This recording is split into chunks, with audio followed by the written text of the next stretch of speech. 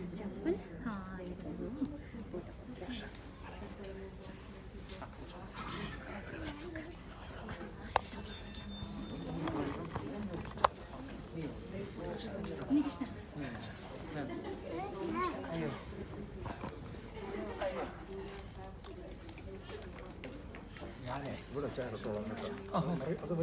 നമസ്കാരം. പ്രശസ്ത നൈജീരിയൻ എഴുത്തുകാരി ചിമമാൻഡ ആൻഗോസി അദീച്ചിയുടെ മികച്ച കൃതികളിലൊന്നായ dear Ijeawele or a feminist manifesto in 15 suggestions എന്ന പുസ്തകത്തിന്റെ മലയാളം വിവർത്തനമായ എത്രയും പ്രിയപ്പെട്ടവൾക്ക് ഒരു ഫെമിനിസ്റ്റ് മാനിഫെസ്റ്റോ എന്ന പുസ്തകത്തിന്റെ പ്രകാശന ചടങ്ങിന് സാക്ഷ്യം വഹിക്കാനാണ് നാം ഇവിടെ ഒത്തുചേർന്നിരിക്കുന്നത്. സദസ്സും വേദി പോലെ തന്നെ പ്രൗഢഗംഭീരമാണ്. ഞങ്ങളുടെ ക്ഷണം സ്വീകരിച്ച് എത്തിയ എല്ലാ വിശിഷ്ട വ്യക്തികൾക്കും സ്വാഗതം. ശക്തിയും സ്വതന്ത്രയുമായ ഒരു പെൺകുട്ടിയെ എങ്ങനെ വളർത്തിയെടുക്കാം എന്ന തന്റെ ബാല്യകാല സുഹൃത്തിന്റെ ചോദ്യത്തിനുള്ള 15 മറുപടികൾ ഉൾക്കൊള്ളുന്ന ഒരു കത്തിന്റെ രൂപത്തിലാണ് ചിമമാൻഡ എൻഗോസി അദീച്ചി ഈ പുസ്തകം എഴുതിയിരിക്കുന്നത്.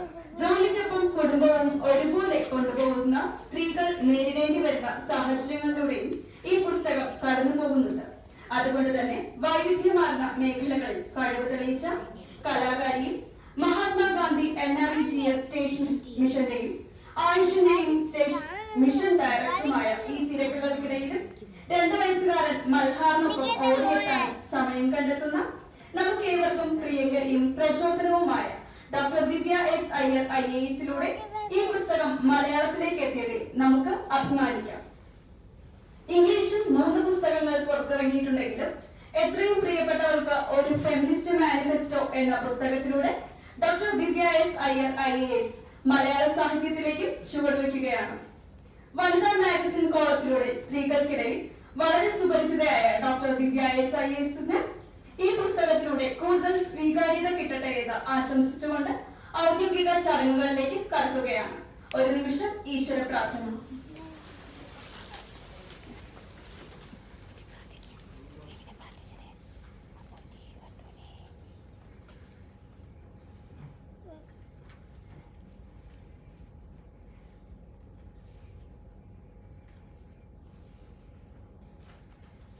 നന്ദി. മുൻ പരീക്ഷാ കൺട്രോളറും എല്ലാ വിദ്യാർത്ഥികളുടെയും പ്രിയ അധ്യാപികയുമായ കേരളം കണ്ട രാഷ്ട്രീയ നേതാക്കളിൽ പ്രമുഖനായി കേരള രാഷ്ട്രീയത്തിൽ തന്റേതായ വ്യക്തിമുദ്ര പതിപ്പിച്ച പ്രിയപ്പെട്ട മുൻ സ്പീക്കർ ശ്രീ G. കാർത്തികേയന്റെ പത്നിയായ ഡോക്ടർ MD സുലേഖ മാമാണ് ഇനി സ്വാഗതം അർപ്പിച്ചുകൊണ്ട് സംസാരിക്കുന്നത്. സ്വാഗതം ആശംസിക്കുന്നതിനായി മാഡത്തിനെ സ്നേഹപൂർവ്വം ക്ഷണിക്കുന്നു.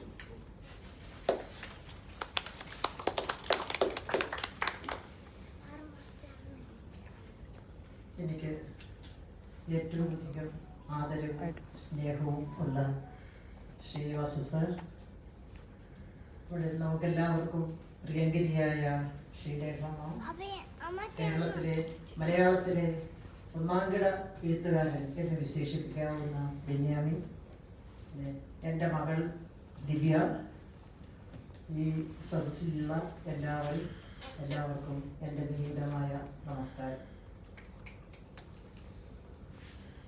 ഒരു പ്രധാനപ്പെട്ട ദിവസത്തെ, അല്ലെ വളരെ ശ്രദ്ധേയമായ ഒരു വാർഷിക ദിനത്തെ നമുക്ക് പലതരത്തിലും ആദരിക്കാം, അംഗീകരിക്കാം. പ്രസംഗങ്ങളിൽ പങ്കെടുത്തുകൊണ്ട്, സെമിനാറുകളിൽ പങ്കെടുത്തുകൊണ്ട്, അതിനായിട്ടുള്ള ജനക്കൂട്ടങ്ങളിൽ ആളായിട്ട് നിന്നുകൊണ്ട് ഒക്കെ നമുക്ക് ഈ വനിതാ ദിനത്തെ സന്തോഷത്തോടുകൂടി സ്വാഗതം ചെയ്യാവുന്നതാണ്.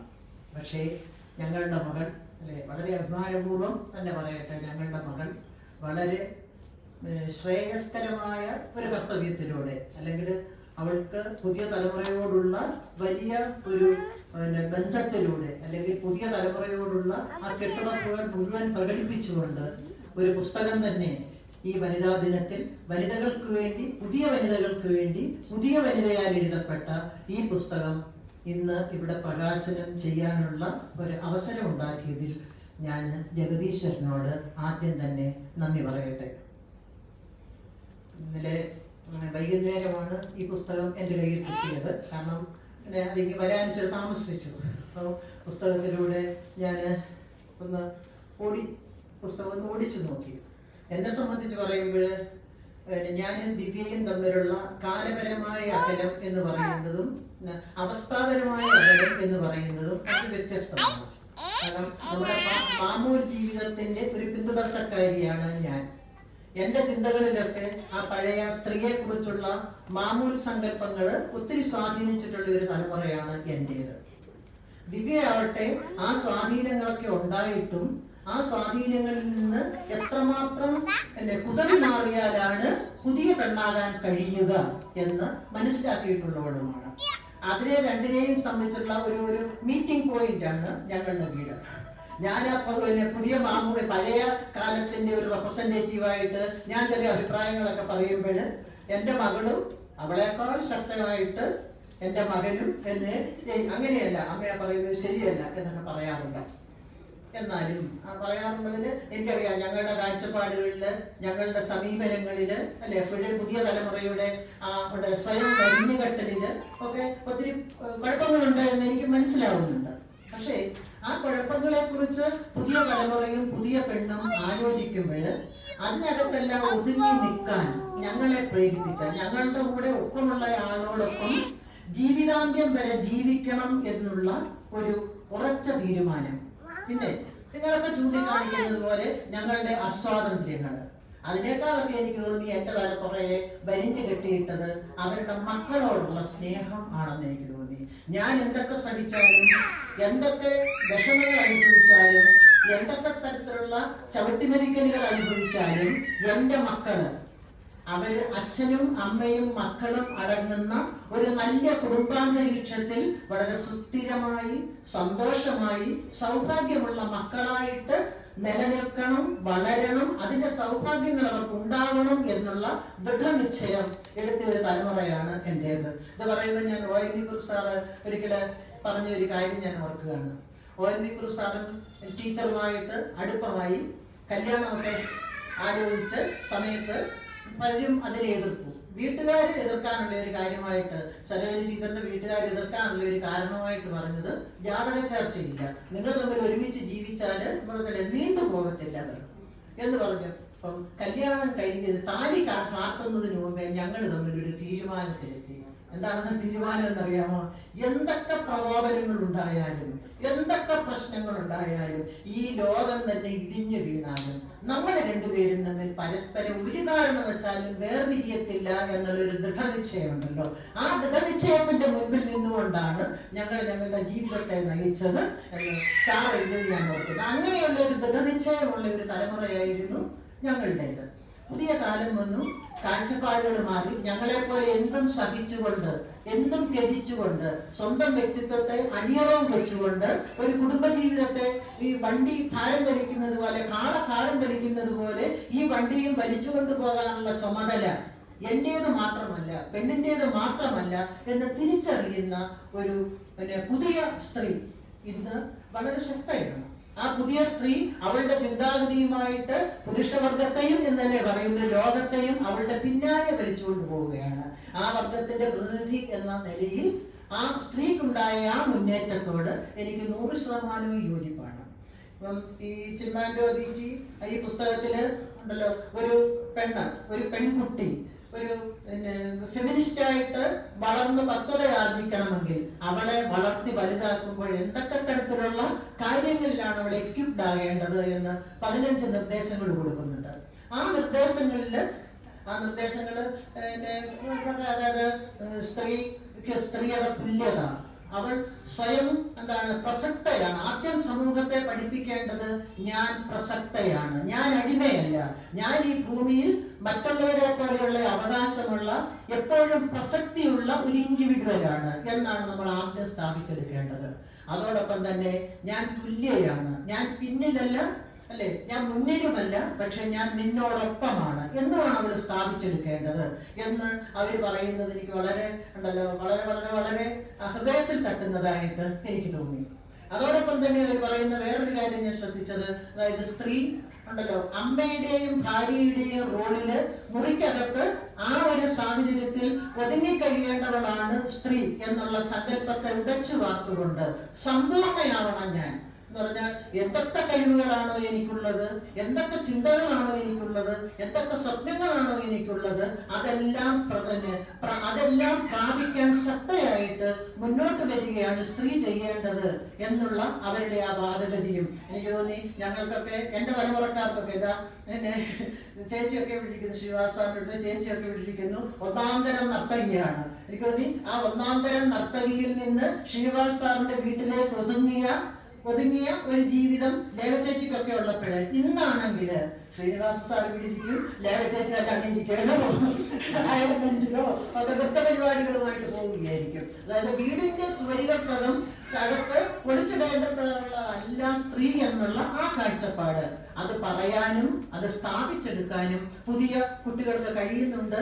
അങ്ങനെ വേണം മകളെ വളർത്താൻ എന്നുള്ള ആ നിർദ്ദേശവും എനിക്ക് വളരെ ഇഷ്ടമായിട്ട് തോന്നി. പിന്നീട് അവർ പറയുന്നുണ്ട്, നീ നിന്റെ മകളെ വളർത്തുമ്പോഴ് കളിപ്പാട്ടങ്ങളിൽ പോലും നമ്മൾ കാണുന്ന ലിംഗവിവേചനമുണ്ടല്ലോ, ആ ലിംഗവിവേചനത്തെ അംഗീകരിക്കാൻ കൊടുത്തുകൂടാ. പെണ്ണിനിന്റെ കളിപ്പാട്ടം, പയ്യനിന്റെ കളിപ്പാട്ടം എന്നുള്ളത് നമ്മൾ കളിപ്പാട്ടക്കടയിൽ പോകുന്നവർക്കറിയാം. ആൺകുട്ടികളുടെ സെറ്റ് ഒന്ന്, പെൺകുട്ടികളുടെ സെറ്റ് ഒന്ന്. അത്തരം വിവേചനങ്ങളിൽ നിന്ന് കുതറി മാറാൻ നീ അവളെ പ്രാപ്തയാക്കുക. അതുപോലെ ഈ ലൈംഗിക ജീവിതത്തെ കുറിച്ചും വിവാഹത്തെ കുറിച്ചും പറയുന്നത്, വിവാഹം എന്ന് പറയുന്നത് ഒരു ജീവിതത്തിന്റെ പരമലക്ഷ്യമാണ് എന്നുള്ള ചിന്താഗതിയിലൂടെ അവളെ വളർത്താതിരിക്കുക.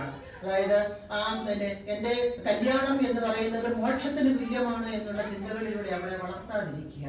അതുപോലെ തന്നെ എന്റെ ഭർത്താവ് എന്ന് പറയുന്നയാള് അല്ലെങ്കിൽ പങ്കാളിയോ ആരും ആവട്ടെ, തന്നോടൊപ്പം തന്നെ കുടുംബാന്തരീക്ഷത്തിന്റെ നിലനിൽപ്പിന് വേണ്ടി പാചകമെങ്കിൽ പാചകം, കുഞ്ഞിനെ വളർത്തലെങ്കിൽ കുഞ്ഞിനെ വളർത്ത്, എല്ലാ കാര്യത്തിലും തന്നോടൊപ്പം നിൽക്കേണ്ടവനാണ് എന്നുള്ള ബോധ്യം മകൾക്ക് ഉണ്ടാക്കി കൊടുത്തുകൊണ്ട് അങ്ങനെ ഒരു കാഴ്ചപ്പാടുകളെ വളർത്തിയെടുക്കുക.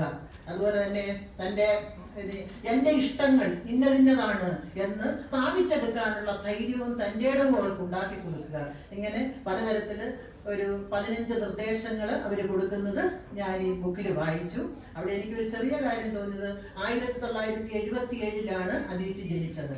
എന്റെ കണക്കുകൂട്ടൽ എനിക്കൊന്ന് 45 വയസ്സിനകമാണ് അവർക്ക് ഇപ്പോൾ പ്രായം, അല്ലെ? 45. ഇനിയും രണ്ടാമതൊരു പുസ്തകം, ഇതേ പുസ്തകം രണ്ടാമത് ഇവർ എഴുതിയാൽ ഇങ്ങനെ തന്നെ ആയിരിക്കുമോ എന്ന് അവർ രണ്ടാമത് എഴുതി കണ്ടാലേ നമുക്ക് പറയാൻ പറ്റത്തുള്ളൂ, അല്ലേ? എനിക്ക് തോന്നി 22ാമത്തെ വയസ്സിലെ എന്റെ കാഴ്ചപ്പാടല്ല എനിക്കിന്നുള്ളത്. 22ാമത്തെ വയസ്സില് എന്റെ കണ്ണില് മഹാകവി ചങ്ങമ്പുഴയായിരുന്നു. ഇന്ന് എനിക്ക് 1 ലക്ഷം രൂപ തന്നെ ചങ്ങമ്പുഴയുടെ കവിത മുഴുവൻ വായിച്ചതാണെന്ന് പറഞ്ഞാൽ എനിക്ക് 1 ലക്ഷം രൂപ വേണ്ട, പറ്റത്തില്ല.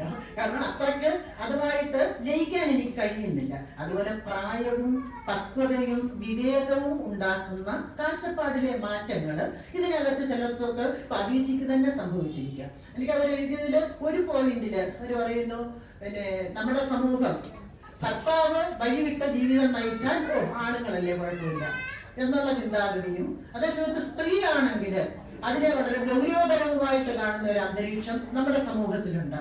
അവരതിനകത്ത് പറയുന്ന ഒരു കാര്യം, അവരെ വായിച്ചാൽ സ്ത്രീയുടെ പുരുഷന്റെ ഇഷ്ടം നോക്കി പോകുന്നു എങ്കിൽ പോകട്ടെ, സ്ത്രീയുടെ ഇഷ്ടം നോക്കി പോകുന്നെങ്കിൽ അതിനും സ്വാതന്ത്ര്യമുണ്ട്.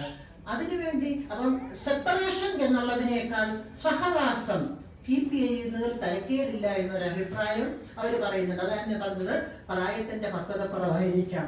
കാരണം ഇഷ്ടമില്ലാത്ത ഒരു സ്ത്രീയോടൊപ്പം, ഇഷ്ടമില്ലാത്ത ഒരു പുരുഷനോടൊപ്പം എന്തൊക്കെ കാര്യങ്ങൾക്ക് വേണ്ടിയും സഹവസിക്കാൻ ഒരു സ്ത്രീക്കും ഒരു പുരുഷനും കഴിയത്തില്ല എന്നാണ് ഇത്രയും കാലത്തെ ജീവിതാനുഭവങ്ങൾ എന്നെ പഠിപ്പിച്ചിട്ടുള്ളത്. അത് ഞാൻ പറഞ്ഞത് 44 കഴിഞ്ഞാൽ 54, 64 ആകുമ്പോൾ ഈ സഹവാസം എന്നുള്ളത് മിക്കവാറും അദീച്ചി എടുത്ത് മാറ്റിക്കളയാനിടയുണ്ട്.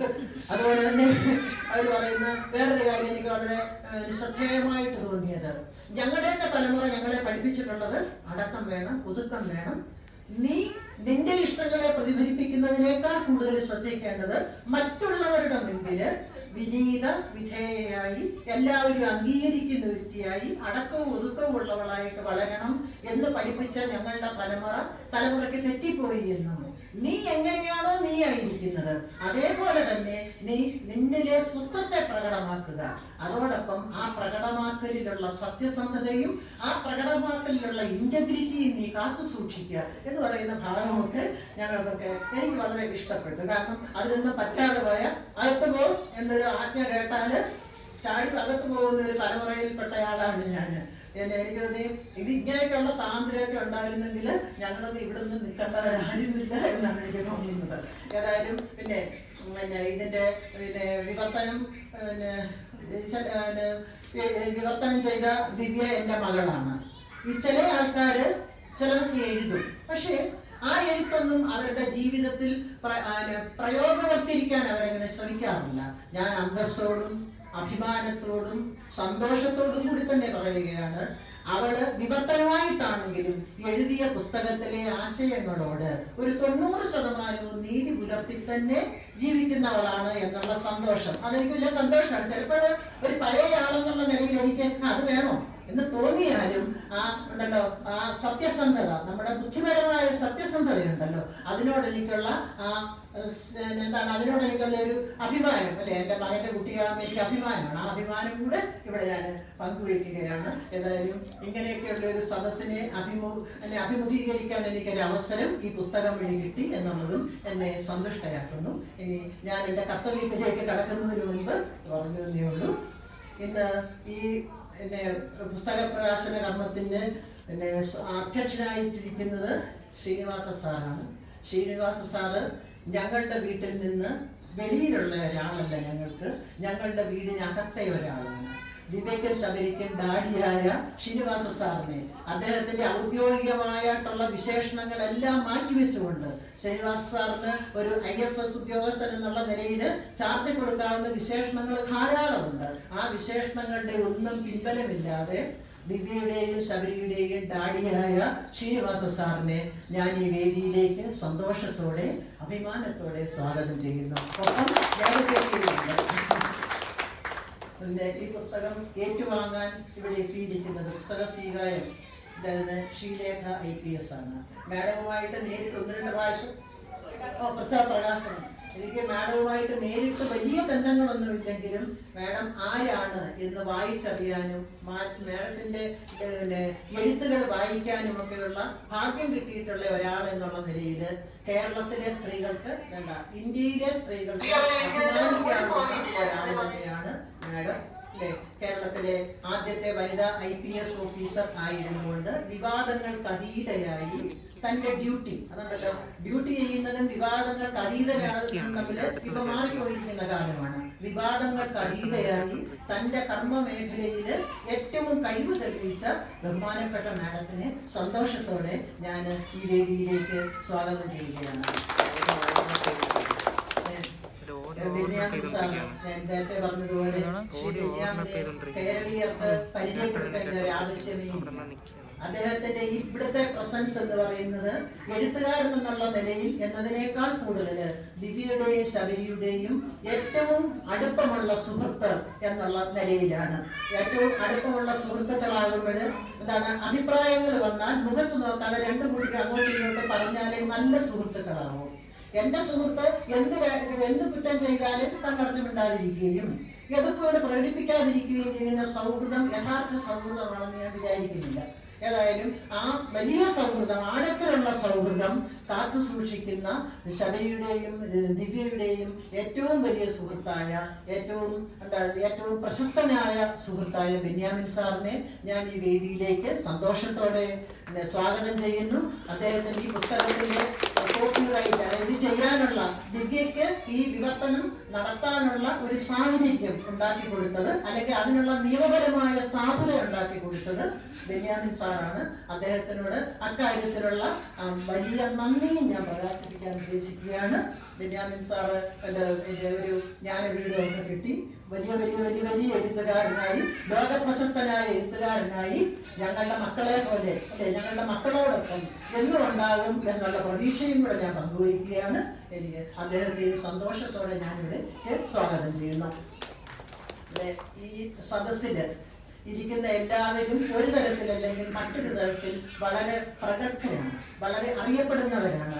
വിശ്വാസിംഗ് സാറിനെ പോലെയുള്ള ആൾക്കാർക്ക് ദിവ്യയോടുള്ള ആ ബന്ധം, അല്ലെങ്കിൽ ദിവ്യയോട് ശബരിയോടുമുള്ള സൗഹൃദം ഒക്കെ എനിക്കറിയാം. ഓരോരുത്തരുടെയും പേരെടുത്ത് പറഞ്ഞ് ഒരു സമയം ദീർഘിപ്പിക്കാൻ ഞാൻ ആഗ്രഹിക്കുന്നില്ല.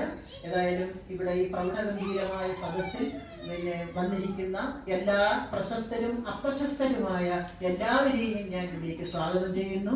ദിവ്യയുടെ ഈ പുസ്തകം എഴുതാനുള്ള ഒരു ഒരു പ്രചോദനമായിട്ട്, ഈ പുസ്തകം എന്നല്ല, ജീവിതത്തിന്റെ ഈ കളരിയിൽ ഏറ്റവും മിടുക്കിയായ ഒരാളായിട്ട് അവൾ വളർന്നു വരാൻ ഏറ്റവും കൂടുതൽ കഷ്ടപ്പെട്ടിട്ടുള്ളത്, ത്യാഗം അനുഭവിച്ചിട്ടുള്ളത് അവളുടെ അച്ഛനും അമ്മയുമാണ് അല്ലെ. ആ അച്ഛനമ്മമാർക്ക് വളരെ സന്തോഷകരമായ അഭിമാനകരമായ ഒരു ചടങ്ങാണ് ഇത്. ദിവ്യയുടെ അച്ഛനമ്മമാരെ ആ സന്തോഷത്തിന്റെ പേരിൽ ഞാൻ പ്രത്യേകമായിട്ട്, ഞങ്ങളുടെ വീട്ടിലുള്ളവരാണ്, എന്നാലും ഞാൻ ആ സന്തോഷത്തിൽ, അവരുടെ സന്തോഷത്തിൽ പങ്കുചേർന്നുകൊണ്ട് അവരെ ഞാൻ ഇതിലേക്ക് സ്വാഗതം ചെയ്യുന്നു. ഇവിടെ വന്നിരിക്കുന്നവരെല്ലാം വലിയ തിരക്കുള്ളവരാണെന്ന് എനിക്കറിയാം. പക്ഷേ ദിവ്യയുടെ ഭർത്താവ് എന്ന് പറയുന്ന ശബരിനാഥന്റെ സാന്നിധ്യത്തെ, അവൻ എന്റെ മോനാണെങ്കിലും ഞാൻ അക്സെപ്റ്റ് ചെയ്യുകയാണ്. കാരണം ഒരു സ്ഥാനാർത്ഥി എന്നുള്ള നിലയിൽ ഓടി നടക്കുന്നതിന്റെ ഇടയിൽ ഇവിടെ വന്ന് ഈ സാന്നിധ്യം ഉണ്ടാകാൻ അവൻ ശ്രദ്ധിച്ചത് എനിക്ക് ദിവ്യക്കുള്ളതിനേക്കാൾ സന്തോഷം എനിക്കുണ്ട് അല്ലെ. എന്റെ ഭാര്യ മഹത്തായ ഒരു കർമ്മം ചെയ്യുമ്പോൾ അതിന് സന്നിഹിതനാവണം എന്നുള്ള ഒരു നിശ്ചയദാർഢ്യം ഉണ്ടല്ലോ, അത് ഉണ്ടല്ലോ, സ്ത്രീ പുരുഷ തുല്യതയുടെ ഒരടയാളമായിട്ട് തന്നെ ഞാൻ കാണുകയാണ്. ഇവിടെ വന്നിരിക്കുന്ന എല്ലാ ആൾക്കാർക്കും, മാധ്യമപ്രവർത്തകർക്കും, ഇതിന് സഹായം ചെയ്ത എല്ലാ ആൾക്കാർക്കും ഞാൻ വിനയപൂർവ്വം ഹൃദയത്തിന്റെ ഭാഷയിൽ നന്ദി പ്രകടിപ്പിക്കുന്നു. ഈ പുസ്തകം രചിക്കാൻ, ഈ പുസ്തകം തന്നെ രചിക്കാൻ തയ്യാറായ ഞങ്ങളുടെ മകളോടുള്ള ആ സ്നേഹവും ഉണ്ടല്ലോ, അവളോടുള്ള ആദരവ്, ആ സ്പെഷ്യൽ സ്വാഗതം തന്നെ, ആദരവ് തന്നെയാണ്. ആദരവും ഞാനിവിടെ പ്രകടിപ്പിക്കുന്നു. എല്ലാവർക്കും എല്ലാ സൗഭാഗ്യവും സന്തോഷവും നിറഞ്ഞ ഒരു കാലം ഉണ്ടാവട്ടെ എന്ന് ആശംസിച്ചുകൊണ്ട് ഞാൻ നിർത്തുന്നു. നന്ദി, നമസ്കാരം. Thank you madam. 37 വർഷത്തെ ഊർജ്ജസ്വലമായ പ്രവർത്തനങ്ങളിലൂടെ വിദേശ രാജ്യങ്ങളിൽ ഇന്ത്യയുടെ മുഖമായി മാറിയ പ്രശസ്ത നയതന്ത്രജ്ഞൻ, ഐക്യരാഷ്ട്ര പരിസ്ഥിതി സംഘടനയിൽ ഇന്ത്യയുടെ സ്ഥിര പ്രതിനിധിയും അന്താരാഷ്ട്ര ആണവോർജ്ജ ഏജൻസിയുടെ ഇന്ത്യൻ ഗവർണറുമായി പ്രവർത്തിച്ച വ്യക്തിത്വം, നയതന്ത്രം മുതൽ വിദ്യാഭ്യാസം വരെയുള്ള വിഷയങ്ങളിൽ 7 ഗഹനമായ ഗ്രന്ഥങ്ങൾ രചിച്ച ബഹുമുഖ പ്രതിഭ. കൂടാതെ ഈ പുസ്തക പ്രകാശന ചടങ്ങിന്റെ സംഘാടകരായ കേരള ഇന്റർനാഷണൽ സെന്ററിന്റെ ഡയറക്ടർ ജനറൽ കൂടിയായ Shri T P Sreenivasan IFS ആണ് ഈ ചടങ്ങിന്റെ അധ്യക്ഷപദം അലങ്കരിക്കുന്നത്. അധ്യക്ഷ പ്രസംഗത്തിനായി അദ്ദേഹത്തെ സ്നേഹപൂർവ്വം സ്വാഗതം ചെയ്യുന്നു.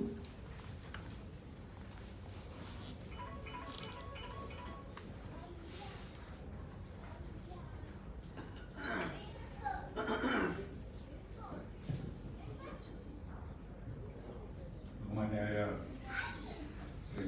ശ്രീലേഖ IPS, ശ്രീ ബെന്യാമിൻ, ഡോക്ടർ ദിവ്യ അയ്യർ, ശ്രീമതി സുലേഖ, നന്ദി പറയുന്ന ശ്രീമതി നീരത, മറ്റ് സുഹൃത്തുക്കളെ, ഏകദേശം 1 വർഷം നമ്മളെല്ലാം കമ്പ്യൂട്ടർ സ്ക്രീൻ നോക്കിയാണ് പ്രസംഗിച്ചിരുന്നത്. മുമ്പിലൊരു വലിയ ജനക്കൂട്ടമുണ്ട് എന്നുള്ള സങ്കല്പത്തിൽ പ്രസംഗങ്ങൾ നടത്തുകയാണ് നമ്മളെല്ലാം ചെയ്തത്. ഭാഗ്യത്തിന് അതിനൊരു അവസരം ഉണ്ടായി, അല്ലെങ്കിൽ നമ്മളെല്ലാം വാക്കുകളില്ലാത്തവരായി പോകുന്നു. പക്ഷെ അതിനുശേഷം ഒരു സദസ്സിനെ അഭിമുഖീകരിക്കുമ്പോൾ ഒരു പഴയ സഭാകമ്പം തിരിച്ചു വന്നതുപോലെ എന്ന് തോന്നുന്നു. ജീവിച്ചിരിക്കുന്ന ആളുകളുടെ മുമ്പിൽ നിന്ന് സംസാരിക്കുന്നത് മറന്നു കഴിഞ്ഞു നമ്മൾ. പക്ഷെ അതിനുപരിയായി എല്ലാവരും മുഖംമൂടി ധരിച്ചിരിക്കുകയുമാണ്.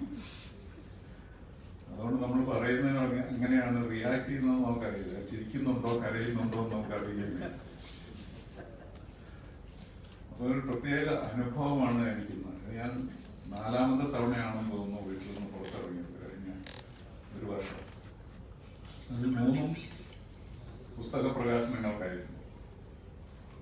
ഏറ്റവും അടുത്ത സമയത്ത് ശ്രീ ഋഷിരാജ് സിംഗിന്റെ പ്രശസ്തമായ ലഹരിയെ പറ്റിയുള്ള പുസ്തകത്തിന് ഞാൻ ഇവിടെ വരികയുണ്ടായി. പക്ഷെ ഇന്നത്തെ ദിവസത്തിന്റെ പ്രാധാന്യം നോക്കുമ്പോൾ ഈ പുസ്തകം ഇന്ന് തന്നെ പ്രകാശനം ചെയ്യുന്നു എന്നുള്ളത് നമുക്കെല്ലാം ലേഖ ടീച്ചർ പറഞ്ഞതുപോലെ പ്രത്യേക അഭിമാനം നൽകുന്ന കാര്യമാണ്. വനിതകളെ ആദരിക്കാനും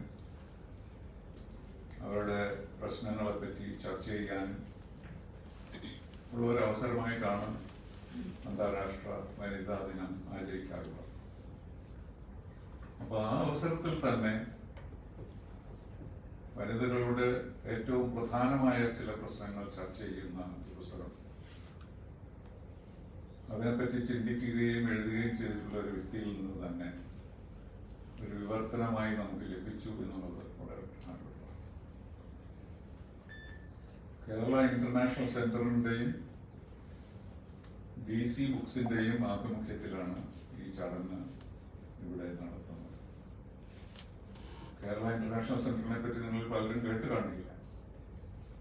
പക്ഷെ കഴിഞ്ഞ ഏകദേശം 12 വർഷമായി തിരുവനന്തപുരത്ത് ഒരു ഫോറിൻ അഫയേഴ്സ് തിങ്ക് ടാങ്ക് എന്ന നിലയിൽ പ്രവർത്തിക്കുകയാണ് കേരള ഇന്റർനാഷണൽ സെന്റർ.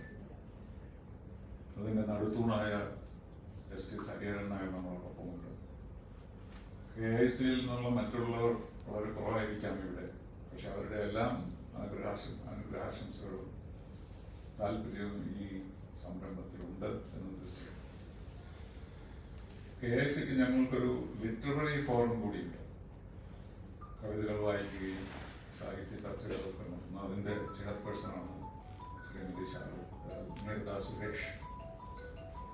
അപ്പൊ അധികമൊന്നും ബഹളം ഉണ്ടാക്കാതെ തിരുവനന്തപുരത്ത് ചില നല്ല കാര്യങ്ങൾ ചെയ്യുന്ന KIC ആണ് ഈ ഗ്രന്ഥത്തിന്റെ പ്രകാശനത്തിന് നേതൃത്വം നൽകുന്നത്. അതിനുള്ള പ്രധാന കാരണം ദിവ്യ ഞങ്ങളുടെ ഒരു അംഗമാണ് എന്നുള്ളത് കൂടിയാണ്. ഞങ്ങളുടെ അംഗങ്ങളുടെ പുസ്തകങ്ങൾ ഞങ്ങൾ പ്രകാശിപ്പിക്കാറുണ്ട്. അത് ഒന്നാമത്തെ കാര്യം. രണ്ടാമത്തേത്, ഞങ്ങളെ സംബന്ധിച്ചിടത്തോളം വിവർത്തനം എന്ന് പറയുന്ന ആ പ്രവൃത്തിക്ക് ഞങ്ങൾ വലിയ പ്രാധാന്യം നൽകും. ഇംഗ്ലീഷിൽ നിന്ന് മലയാളത്തിലേക്കായാലും മലയാളത്തിൽ നിന്ന് ഇംഗ്ലീഷിലേക്കായാലും വിവർത്തന ഗ്രന്ഥങ്ങൾ ധാരാളം ഉണ്ടാകണം എന്ന് ഞങ്ങൾ ആഗ്രഹിക്കും. അത് KICയുടെ ബൈലോസിൽ തന്നെ എഴുതിയിട്ടുണ്ട്. കൂടുതൽ വിവർത്തനങ്ങൾ പ്രചോദനം നൽകുക എന്നുള്ളത്. അതിന്റെ പ്രധാനപ്പെട്ട കാര്യം, നമ്മുടെ സാഹിത്യം ലോകത്തെമ്പാടും എത്താത്തത് കൊണ്ടായിരിക്കാം ഒരു പക്ഷേ കേരളത്തിലുള്ളവർക്ക് അല്ലെങ്കിൽ ഒരു മലയാളം എഴുത്തുകാരന് നോബൽ സമ്മാനം കിട്ടാത്തത് എന്ന് ഞാൻ വിശ്വസിക്കുന്നു. കാരണം എത്ര വലിയ സാഹിത്യകൃതികൾ, എത്രയോ മഹത്തായ സാഹിത്യകൃതികളുണ്ട്, സാഹിത്യകാരന്മാരുണ്ട്. പക്ഷെ ഇന്നുവരെ ഒരു നോബൽ സമ്മാനവും കിട്ടാത്തത് എന്താണെന്ന് നിങ്ങൾ ചോദിച്ചാൽ ഞാൻ പറയും, നമ്മുടെ വലിയ സാഹിത്യകാരന്മാരുടെ സമ്പൂർണ്ണ കൃതികൾ മറ്റു ഭാഷകളിൽ വരാത്തതുകൊണ്ട്. വൈക്കം മുഹമ്മദ് ബഷീറിന്റെയോ MG വാസുദേവൻ നായരുടെയോ പുസ്തകങ്ങളെല്ലാം മറ്റു ഭാഷകളിൽ ഉണ്ടായിരുന്നെങ്കിൽ ഒരു പക്ഷേ മലയാളത്തിന് നോബൽ പ്രൈസ് കിട്ടുമായിരുന്നു. ഞാൻ എല്ലാ സ്ഥലത്തും ഊന്നി പറയാറുള്ള ഒരു കാര്യമാണ്. വിവർത്തനത്തിന് പ്രാധാന്യം നൽകുന്ന എഴുത്തുകാരുണ്ട്. ശ്രീ സച്ചിദാനന്ദനെ പോലെ, ഡോക്ടർ അയ്യപ്പ പണിക്കരെ പോലെ വിവർത്തനത്തിന് പ്രാധാന്യം നൽകുകയും അവരുടെ തന്നെ ഗ്രന്ഥങ്ങൾ അവർ മറ്റു ഭാഷകളിലേക്ക് വിവർത്തനം ചെയ്യുകയും ചെയ്യുന്നു. രവീന്ദ്രനാഥ് ടാഗോർ അദ്ദേഹത്തിന്റെ പുസ്തകം അദ്ദേഹം തന്നെ ഇംഗ്ലീഷിലേക്ക് വിവർത്തനം ചെയ്യുന്നില്ലെങ്കിൽ ഒരുപക്ഷെ അദ്ദേഹത്തിന് നോബൽ സമ്മാനം കിട്ടുമായിരുന്നില്ല. അപ്പൊ ഇതൊരു പ്രധാനപ്പെട്ട ഒരു കർത്തവ്യമാണ്.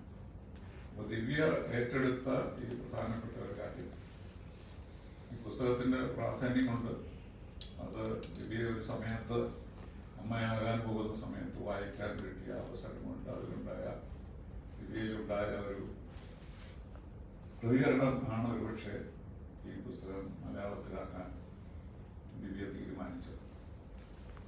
അത് തീർച്ചയായിട്ടും വളരെ നല്ല ഒരു തീരുമാനം തന്നെയാണ്.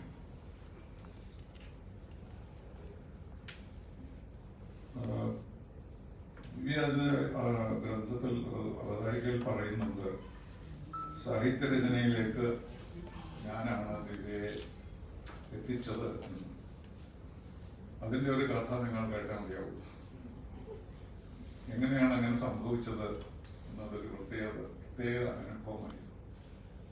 എൻ്റെ ശിഷ്യയായിട്ട് NSS അക്കാദമി ഓഫ് സിവിൽ സർവീസിൽ പഠിക്കുന്ന കാലത്ത് ഒരു ദിവസം ദിവ്യ എൻ്റെ അടുത്ത് വന്നിട്ട് ഒരു 40-45 പേജുള്ള ഒരു പ്രബന്ധം എൻ്റെ കയ്യിൽ തന്നു.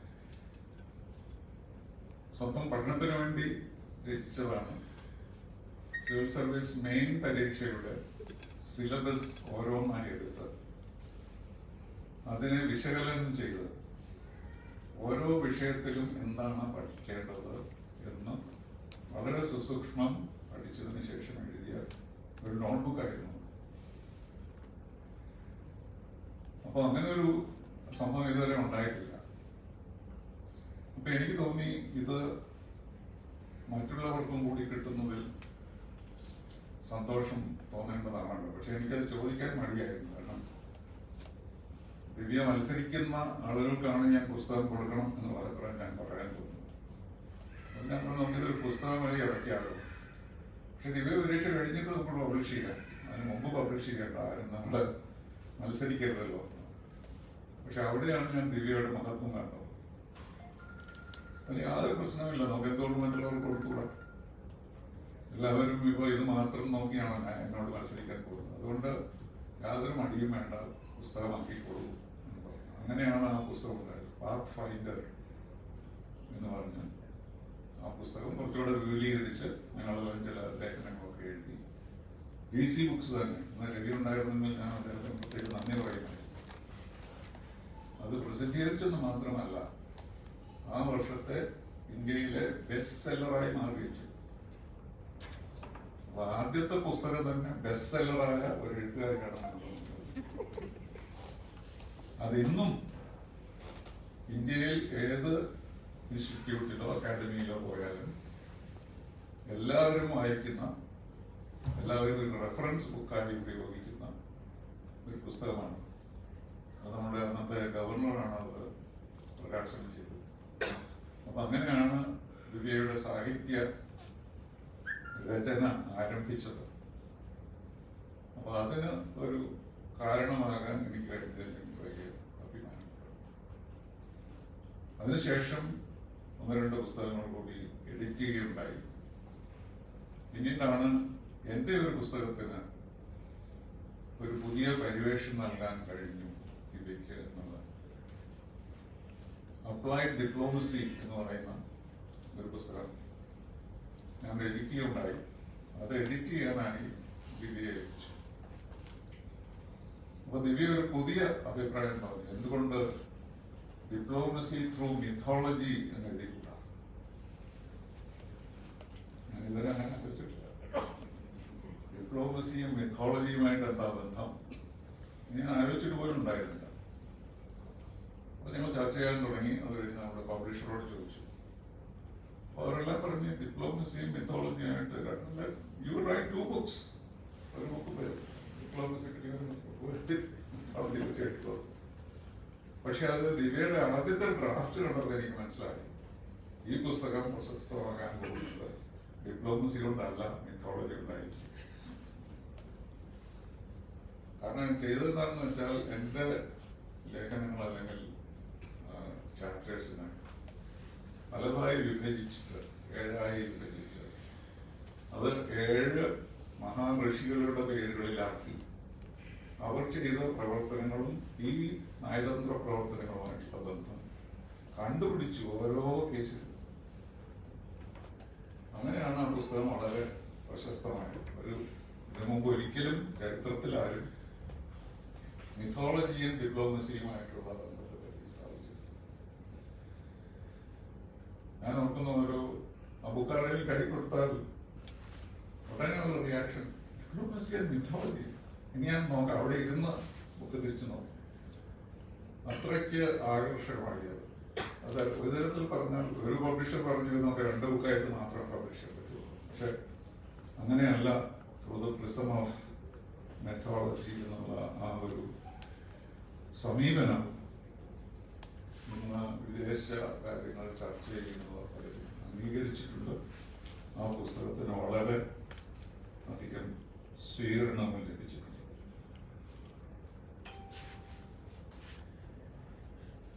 ദിവ്യ പക്ഷെ ഇതുവരെ സ്വന്തമായ ഒരു പുസ്തകം എഴുതിയില്ല എന്ന് പറയണ്ടത്. ഇൻഡിപെൻഡന്റ് ആയ ഒരു പുസ്തകം എഴുതിയില്ല. ഇതുവരെ വല്ല എഡിറ്റ് ചെയ്തതോ അല്ലെങ്കിൽ വിവർത്തനം ചെയ്തതോ.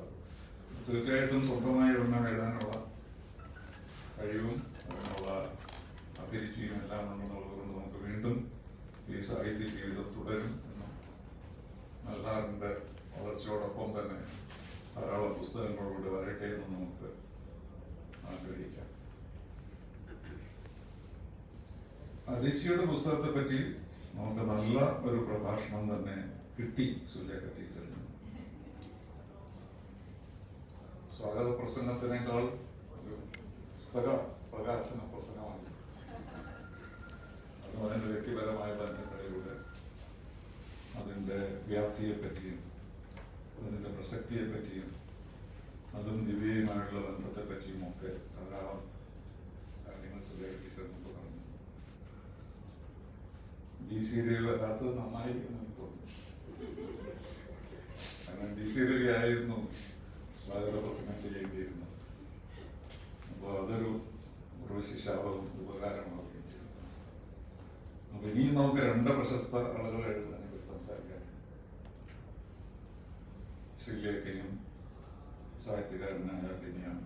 അതുകൊണ്ട് ഞാൻ അതിന്റെ ആഴങ്ങളിലേക്ക് പോകുന്നില്ല. നമുക്കെല്ലാം അതിന്റെ വിഷയങ്ങളറിയാം. ഈ പുസ്തകത്തിൽ സുലേഖ ടീച്ചർ പറഞ്ഞതുപോലെ അദിച്ചിയുടെ 15 നിർദ്ദേശങ്ങളാണ് കൊടുക്കുന്നത്. ഈ 15 നിർദ്ദേശങ്ങളും ഒരു പെൺകുട്ടിയെ വളർത്തി എടുക്കാൻ പോകുന്ന അമ്മയ്ക്ക് നൽകുന്ന നിർദ്ദേശങ്ങളാണ്. ഞാനതിൽ വളരെ പുതിയതായിട്ടൊന്നും കണ്ടില്ല. കാരണം നമുക്കൊക്കെ അറിയാവുന്ന തരത്തിലുള്ള അഭിപ്രായങ്ങളും നിർദ്ദേശങ്ങളുമാണ്. പക്ഷേ എനിക്ക് അത്ര തന്നെ പ്രാധാന്യമായിട്ട് തോന്നിയത് ദിവ്യയുടെ വിവർത്തക കുറിപ്പാണ്. ഡിപ്ലോമസിയും മിത്തോളജിയും മിക്സ് ചെയ്തതുപോലെ ദിവ്യ 2 തരത്തിലുള്ള ഫെമിനിസത്തെ പറ്റിയാണ് ഇതിൽ കാണുന്നത്. വിവർത്തക കുറിപ്പ് തന്നെ മറ്റേ ഗ്രന്ഥത്തോളം പ്രാധാന്യം നൽകുന്നതായി നിങ്ങൾക്ക് തോന്നും. അതിനെപ്പറ്റിയാണ് ഞാൻ പറയാൻ ഉദ്ദേശിക്കുന്നത്. കാരണം ഒരാൾ ഒരു സ്ത്രീ വളർന്നു വരുന്നത്, അവരുടെ ചിന്തകളെ രൂപപ്പെടുത്തുന്നത്, അവർ ഫെമിനിസ്റ്റ് ആണോ അല്ലാതെ അവരെ എല്ലാ കാര്യങ്ങളും വീട്ടിൽ ജോലി നിൽക്കുന്ന ആളാണോ എന്നൊക്കെ ആ രൂപീകരിക്കുന്നത്, ആ അഭിപ്രായങ്ങളൊക്കെ രൂപീകരിക്കുന്നത് 2 തരത്തിലാണ്. ഒന്ന് നിർദ്ദേശങ്ങളിലൂടെ, അതാണ് അദിച്ചി ചെയ്യുന്നത്. പക്ഷെ ദിവ്യ സ്വന്തം അനുഭവങ്ങളെ പറ്റി വിവർത്തനക്കുറിപ്പിൽ വളരെ വിശദമായി തന്നെ എഴുതിയിട്ടുണ്ട്. അതിൽ നിന്ന് നമുക്ക് മനസ്സിലാകുന്ന ഒരു കാര്യം, ഉപദേശങ്ങളോ നിർദ്ദേശങ്ങളോ അല്ല ഒരു വ്യക്തിയെ സൃഷ്ടിക്കുന്നത്.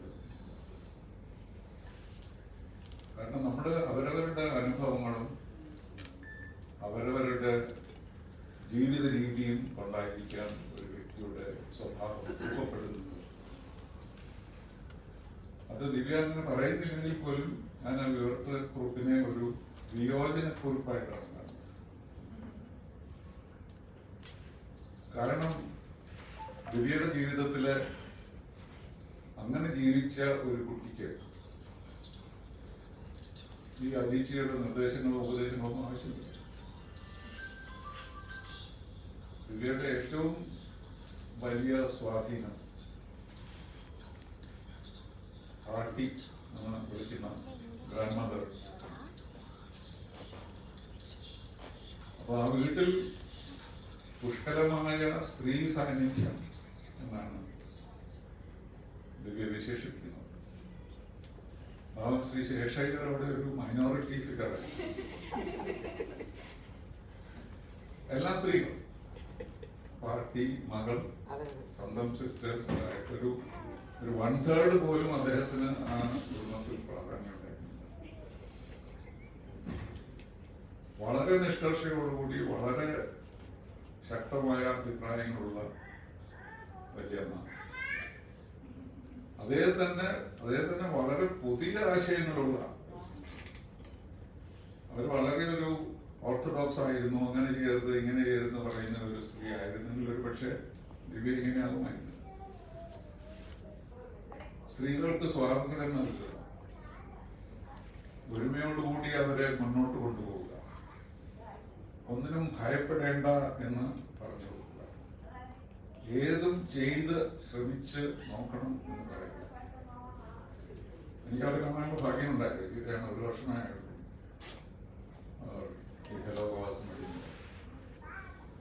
എന്നാലും ആ അമ്മൂമ്മയുടെ പെരുമാറ്റവും ആ കുടുംബത്തിന്റെ രീതിയുമാണ് ദിവ്യ ഒരു ഫെമിനിസ്റ്റ് ആണെങ്കിൽ പിന്നെ ദിവ്യയെ സൃഷ്ടിച്ചത്. അപ്പൊ അങ്ങനെ 2 തരത്തിൽ ഇതിനെ പറ്റി നമുക്ക് പറയാവുന്നതേ ഉള്ളൂ. അപ്പോ അതിനകത്ത് നിന്ന് ഞാൻ ധാരാളം പഠിച്ചത്, ഈയിടെ ദിവ്യ ഏതോ ഒരു ഫംഗ്ഷൻ പോയപ്പോ സ്വാഗത പ്രസംഗനായിരിക്കും പറഞ്ഞത് ദിവ്യ ഒരു തന്റേടിയാണ്. അപ്പൊ തന്റേടി എന്നുള്ളതിന് ദിവ്യ കൊടുക്കുന്ന അർത്ഥം തന്റെ ഒരു ഇടം കണ്ട വ്യക്തിയാണ്, തെമ്മാടി എന്നല്ല. അപ്പൊ തന്റേടിയാണെന്ന് ഒരാളെ സാധാരണ നമ്മൾ പറയാറില്ല, നല്ല സ്വഭാവവൃത്തിയാണ് എന്നൊക്കെ പറയാറ്. പക്ഷെ ആ തന്റെ ഇടം കണ്ട് സ്വഭാവം രൂപീകരിക്കപ്പെടുന്നതിലല്ലേ കൂടുതൽ പ്രാധാന്യം ഉണ്ടാവുക. അങ്ങനത്തെ അനുഭവം ഇല്ലാത്തവർക്കല്ലേ അരിജിയെ പോലെയുള്ളവരുടെ ഉപദേശങ്ങൾ ആവശ്യപ്പെടുക എന്ന് തോന്നുന്നു. ആ ജീവിതയാത്രയിലൂടെ ഒരു വ്യവസ്ഥാപിതമായ സ്ത്രീ ശാക്തീകരണത്തിന്റെ പാതയല്ല ദിവ്യയ്ക്ക് ലഭിച്ചത്. ജീവിതത്തിന്റെ പാതയിൽ തന്നെ അത് സ്ത്രീ ശാക്തീകരണത്തിലേക്ക് എത്തി എന്നുള്ളത്. അപ്പൊ നിർദ്ദേശങ്ങളെക്കാൾ ജീവിതാനുഭവങ്ങളായിരിക്കും സ്ത്രീകളെ ശക്തരാക്കുന്നത് എന്ന ഒരു സന്ദേശമാണ് ഈ വിവർത്തക കുറിപ്പിൽ ഞാൻ ശ്രദ്ധിച്ചത്. വളർന്ന സാഹചര്യം മാത്രമല്ല, ഇപ്പോഴത്തെ സാഹചര്യത്തെ പറ്റിയും ദിവ്യ സംസാരിക്കുന്നു. യോഗ്യനായ ഒരു ഭർത്താവും ചുറുചുറുക്കുള്ള ഒരു മകൻ, അതെവിടെ നിന്നുണ്ടാകും? അതും വ്യക്തിപരമായ അനുഭവങ്ങളിലൂടെ, പരിചയത്തിലൂടെ ഉണ്ടാകും. ദിവ്യയും ശബരിയും വിവാഹം കഴിച്ചതിന് ശേഷം നമ്മുടെ എല്ലാം സുഹൃത്തായ ജോൺ ബ്രിട്ടാസ് JB ജംഗ്ഷനിൽ അവരെ വിസ്തരിച്ചു എന്ന് പറഞ്ഞായിരിക്കും ശരി, ഇന്റർവ്യൂ അല്ല. അപ്പൊ പെട്ടെന്ന് എന്നെ ആ സ്റ്റേജിലേക്ക് കൊണ്ടുവന്നു. ബ്രിട്ടാസ് ചോദിച്ചു, സാറ് വിവാഹത്തിന്റെ കാര്യത്തിൽ എന്ത് സഹായമാണ് ഇവർക്ക് നൽകിയിട്ടുള്ളത്? ഞാൻ 1 മിനിറ്റ് അർത്ഥവസ്തത്തിനകത്തു എന്ത് സഹായമാണ് ചെയ്തത്? പെട്ടെന്ന് എനിക്ക് മനസ്സിൽ വന്നത്, ദിവ്യയുടെ അച്ഛനും അമ്മയും കഴിഞ്ഞ ഈ വിവാഹത്തിന് 2-3 വർഷം മുമ്പ് പല പല പ്രൊപ്പോസലുകളുമായിട്ട് എന്നെ സമീപിച്ചിട്ടുണ്ട്. ശരിയല്ലേ? ഒരാള് ഇൻവെസ്റ്റ്മെന്റ് ബാങ്കിലാണ്, കാലിഫോർണിയയിലാണ്. ഒരാള് പ്രശസ്തനായ ഒരു മില്യനറാണ്. പക്ഷെ ഇവരെല്ലാം ബ്രാഹ്മിൻസ് ആണ്. അത് മാത്രമാണ് നമുക്കുണ്ടായിരുന്ന ഒരു പ്രത്യേകത. അപ്പൊ ഓരോ തവണയും അത് നിരസിക്കാൻ പ്രേരിപ്പിച്ചത് കൊണ്ടാണ് ശബരിക്ക് ദിവ്യയെ കിട്ടിയത്. അവർ 2 പേരും എന്റെ ഓഫീസിൽ വന്നിട്ടുണ്ട്. സാർ, ഈ കുട്ടി, ഈ പയ്യൻ മഹാമെടുക്കനാണ്, പട്ടറാണ്. ഞാൻ പറഞ്ഞു, വേണ്ട, നമുക്ക് വെയിറ്റ് ചെയ്യാം. ശബരിയുടെ കഥ വേറൊന്നാണ്. ഞാൻ സെന്റ് സേവിയേഴ്സ് അല്ലേ സ്കൂളിലാണ്, ലൊയോളയിലെ ഏറ്റവും നല്ല ഔട്ട് ഗോയിങ് സ്റ്റുഡന്റിനുള്ള ഒരു അവാർഡ് കൊടുക്കാൻ കമ്മിറ്റിയിൽ ഞാൻ ഉണ്ടായിരുന്നു. അപ്പൊ അവിടെ ചെന്നപ്പോൾ 3 പേരുകൾ ഉണ്ടായിരുന്നു. അതിലൊന്ന് എന്റെ മകന്റെ പേരാണ്, മറ്റൊന്ന് ശബരിയുടേതും, 3ാമത്തെ ഞാൻ ഓർക്കുന്നില്ല. അപ്പൊ ഞാൻ പറഞ്ഞ നിങ്ങളെ ക്ഷണിക്കരുതായിരുന്നല്ലോ. കാരണം എന്റെ മകൻ ഇതിലുണ്ടെങ്കിൽ തീർച്ചയായിട്ടും ഞാൻ ഇതിൽ അഭിപ്രായം പറയേണ്ടതില്ല. പക്ഷെ അതുകൊണ്ട് നിങ്ങൾ മടിക്കേണ്ട ആവശ്യമില്ല. ശബരിക്ക് തന്നെയാണ് ഇത് കൊടുക്കേണ്ടത്. കാരണം എന്റെ മകനേക്കാളും ഇക്കാര്യത്തിൽ യോഗ്യനാണ് അംഗീകരിക്കാൻ ഞാൻ തയ്യാറായി. അന്ന് എനിക്ക് ശബരിയോട് പരിചയമൊന്നുമില്ല. കാർത്തികൻ സാറിന്റെ മകനാണെന്നുള്ളത് മാത്രമല്ല, അദ്ദേഹത്തിന്റെ പൊതുവെയുള്ള പ്രവർത്തനങ്ങളിൽ. അപ്പൊ അങ്ങനെ ഈ യോഗ്യനായ ഭർത്താവ് ലഭിച്ചതും ഒരുപക്ഷെ കേരള ഇന്റർനാഷണൽ സെന്ററിന്റെ കാരണം കൊണ്ടാണെന്ന് എനിക്ക് അഭിമാനിക്കാം. അപ്പൊ അങ്ങനെ ഈ ഫെമിനിസ്റ്റ് ആകുന്നതിലേക്കുള്ള രണ്ട് വഴികളാണ് നമ്മൾ ഈ പുസ്തകത്തിൽ കാണുന്നത്. അപ്പൊ രണ്ടിനും ഒരുപോലെ പ്രാധാന്യമുണ്ട്. സാധാരണ വിവർത്തകർ അങ്ങനെ ഒരു കാര്യം ചെയ്യാറില്ല. നല്ല ഭാഷയിൽ വിവർത്തനം ചെയ്തതോടുകൂടി അവസാനിക്കുകയാണ്. പക്ഷെ ദിവ്യ വിചാരിച്ചോ, അതൊരു യോജനക്കുറിപ്പാണെന്ന് വിചാരിച്ചോന്ന് എനിക്കറിയില്ല, ഞാൻ ചോദിച്ചിട്ടുമില്ല. പക്ഷെ അതാണ് സംഭവിച്ചിരിക്കുന്നത്. അതുകൊണ്ട് നമുക്ക് ഈ പുസ്തകത്തിൽ നിന്ന് ഗ്രന്ഥകാരികളിൽ നിന്നുള്ള കാര്യങ്ങളും അതേസമയം തന്നെ വിവർത്തകയിൽ നിന്നുള്ള അഭിപ്രായങ്ങളും മനസ്സിലാക്കാൻ കഴിയുന്നു എന്നുള്ളത് ഈ പുസ്തകത്തിന്റെ ഒരു പ്രത്യേകതയായി എനിക്ക് തോന്നി. അത് ഞാൻ നിങ്ങളുടെ മുമ്പിൽ അവതരിപ്പിച്ചു എന്നുള്ളതേ ഉള്ളൂ. ദിവ്യ ഇനിയും രചന തുടരട്ടെ. അതിനുള്ള കഴിവും ആവേശവും എല്ലാം ഉണ്ട്. സമയം കൂടി കിട്ടണം എന്ന്. ദിവ്യ സിവിൽ സർവീസിൽ പ്രവേശിച്ചു കഴിഞ്ഞപ്പോ ശ്രീ ബാബു പോൾ എന്നെ പോലെ തന്നെ ദിവ്യയെ വളരെ ശ്രദ്ധിച്ചിരുന്ന ഒരാളാണ്. അദ്ദേഹം പറഞ്ഞൊരു കാര്യം ഞാൻ ഓർക്കുന്നു. ഇനി നമുക്ക് ഒന്നും ചെയ്യാനില്ല. ദിവ്യ റീച്ച്. ഇനി നമുക്ക് ഒന്ന് മാത്രമേ ചെയ്യാനുള്ളൂ. വീട്ടിലിരുന്ന് പ്രാർത്ഥിക്കുക. ഈ കുട്ടിക്ക് അപകടമൊന്നും സംഭവിക്കുക. അത് മാത്രമേ എനിക്ക് പറയാനുള്ളൂ. അല്ലെങ്കിൽ Divya sky is the limit. Thank you very much.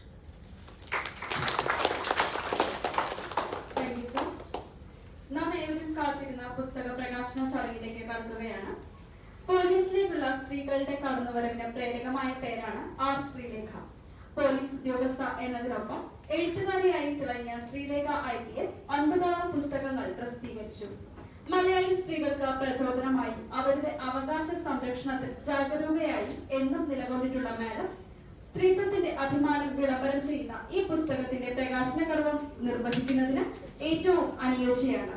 പുസ്തക പ്രകാശനം നിർവഹിക്കുന്നതിനായി ശ്രീമതി ആർ ശ്രീലേഖ IPSനെയും പുസ്തകം സ്വീകരിക്കുവാനായി പ്രിയ എഴുത്തുകാരൻ ശ്രീ ബെന്യാമിനെയും ക്ഷണിക്കുന്നു.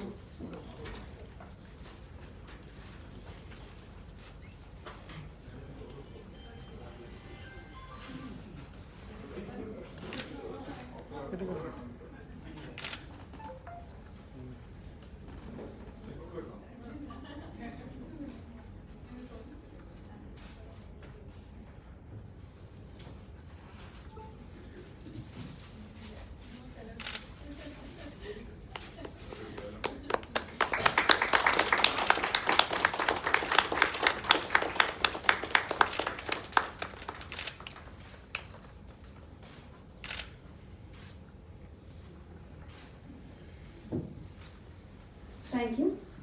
പുസ്തക പ്രകാശന കർമ്മത്തെ തുടർന്ന് സംസാരിക്കുന്നതിനായി ശ്രീമതി ആർ ശ്രീലേഖ IPS മാഡത്തിനെ ക്ഷണിക്കുന്നു.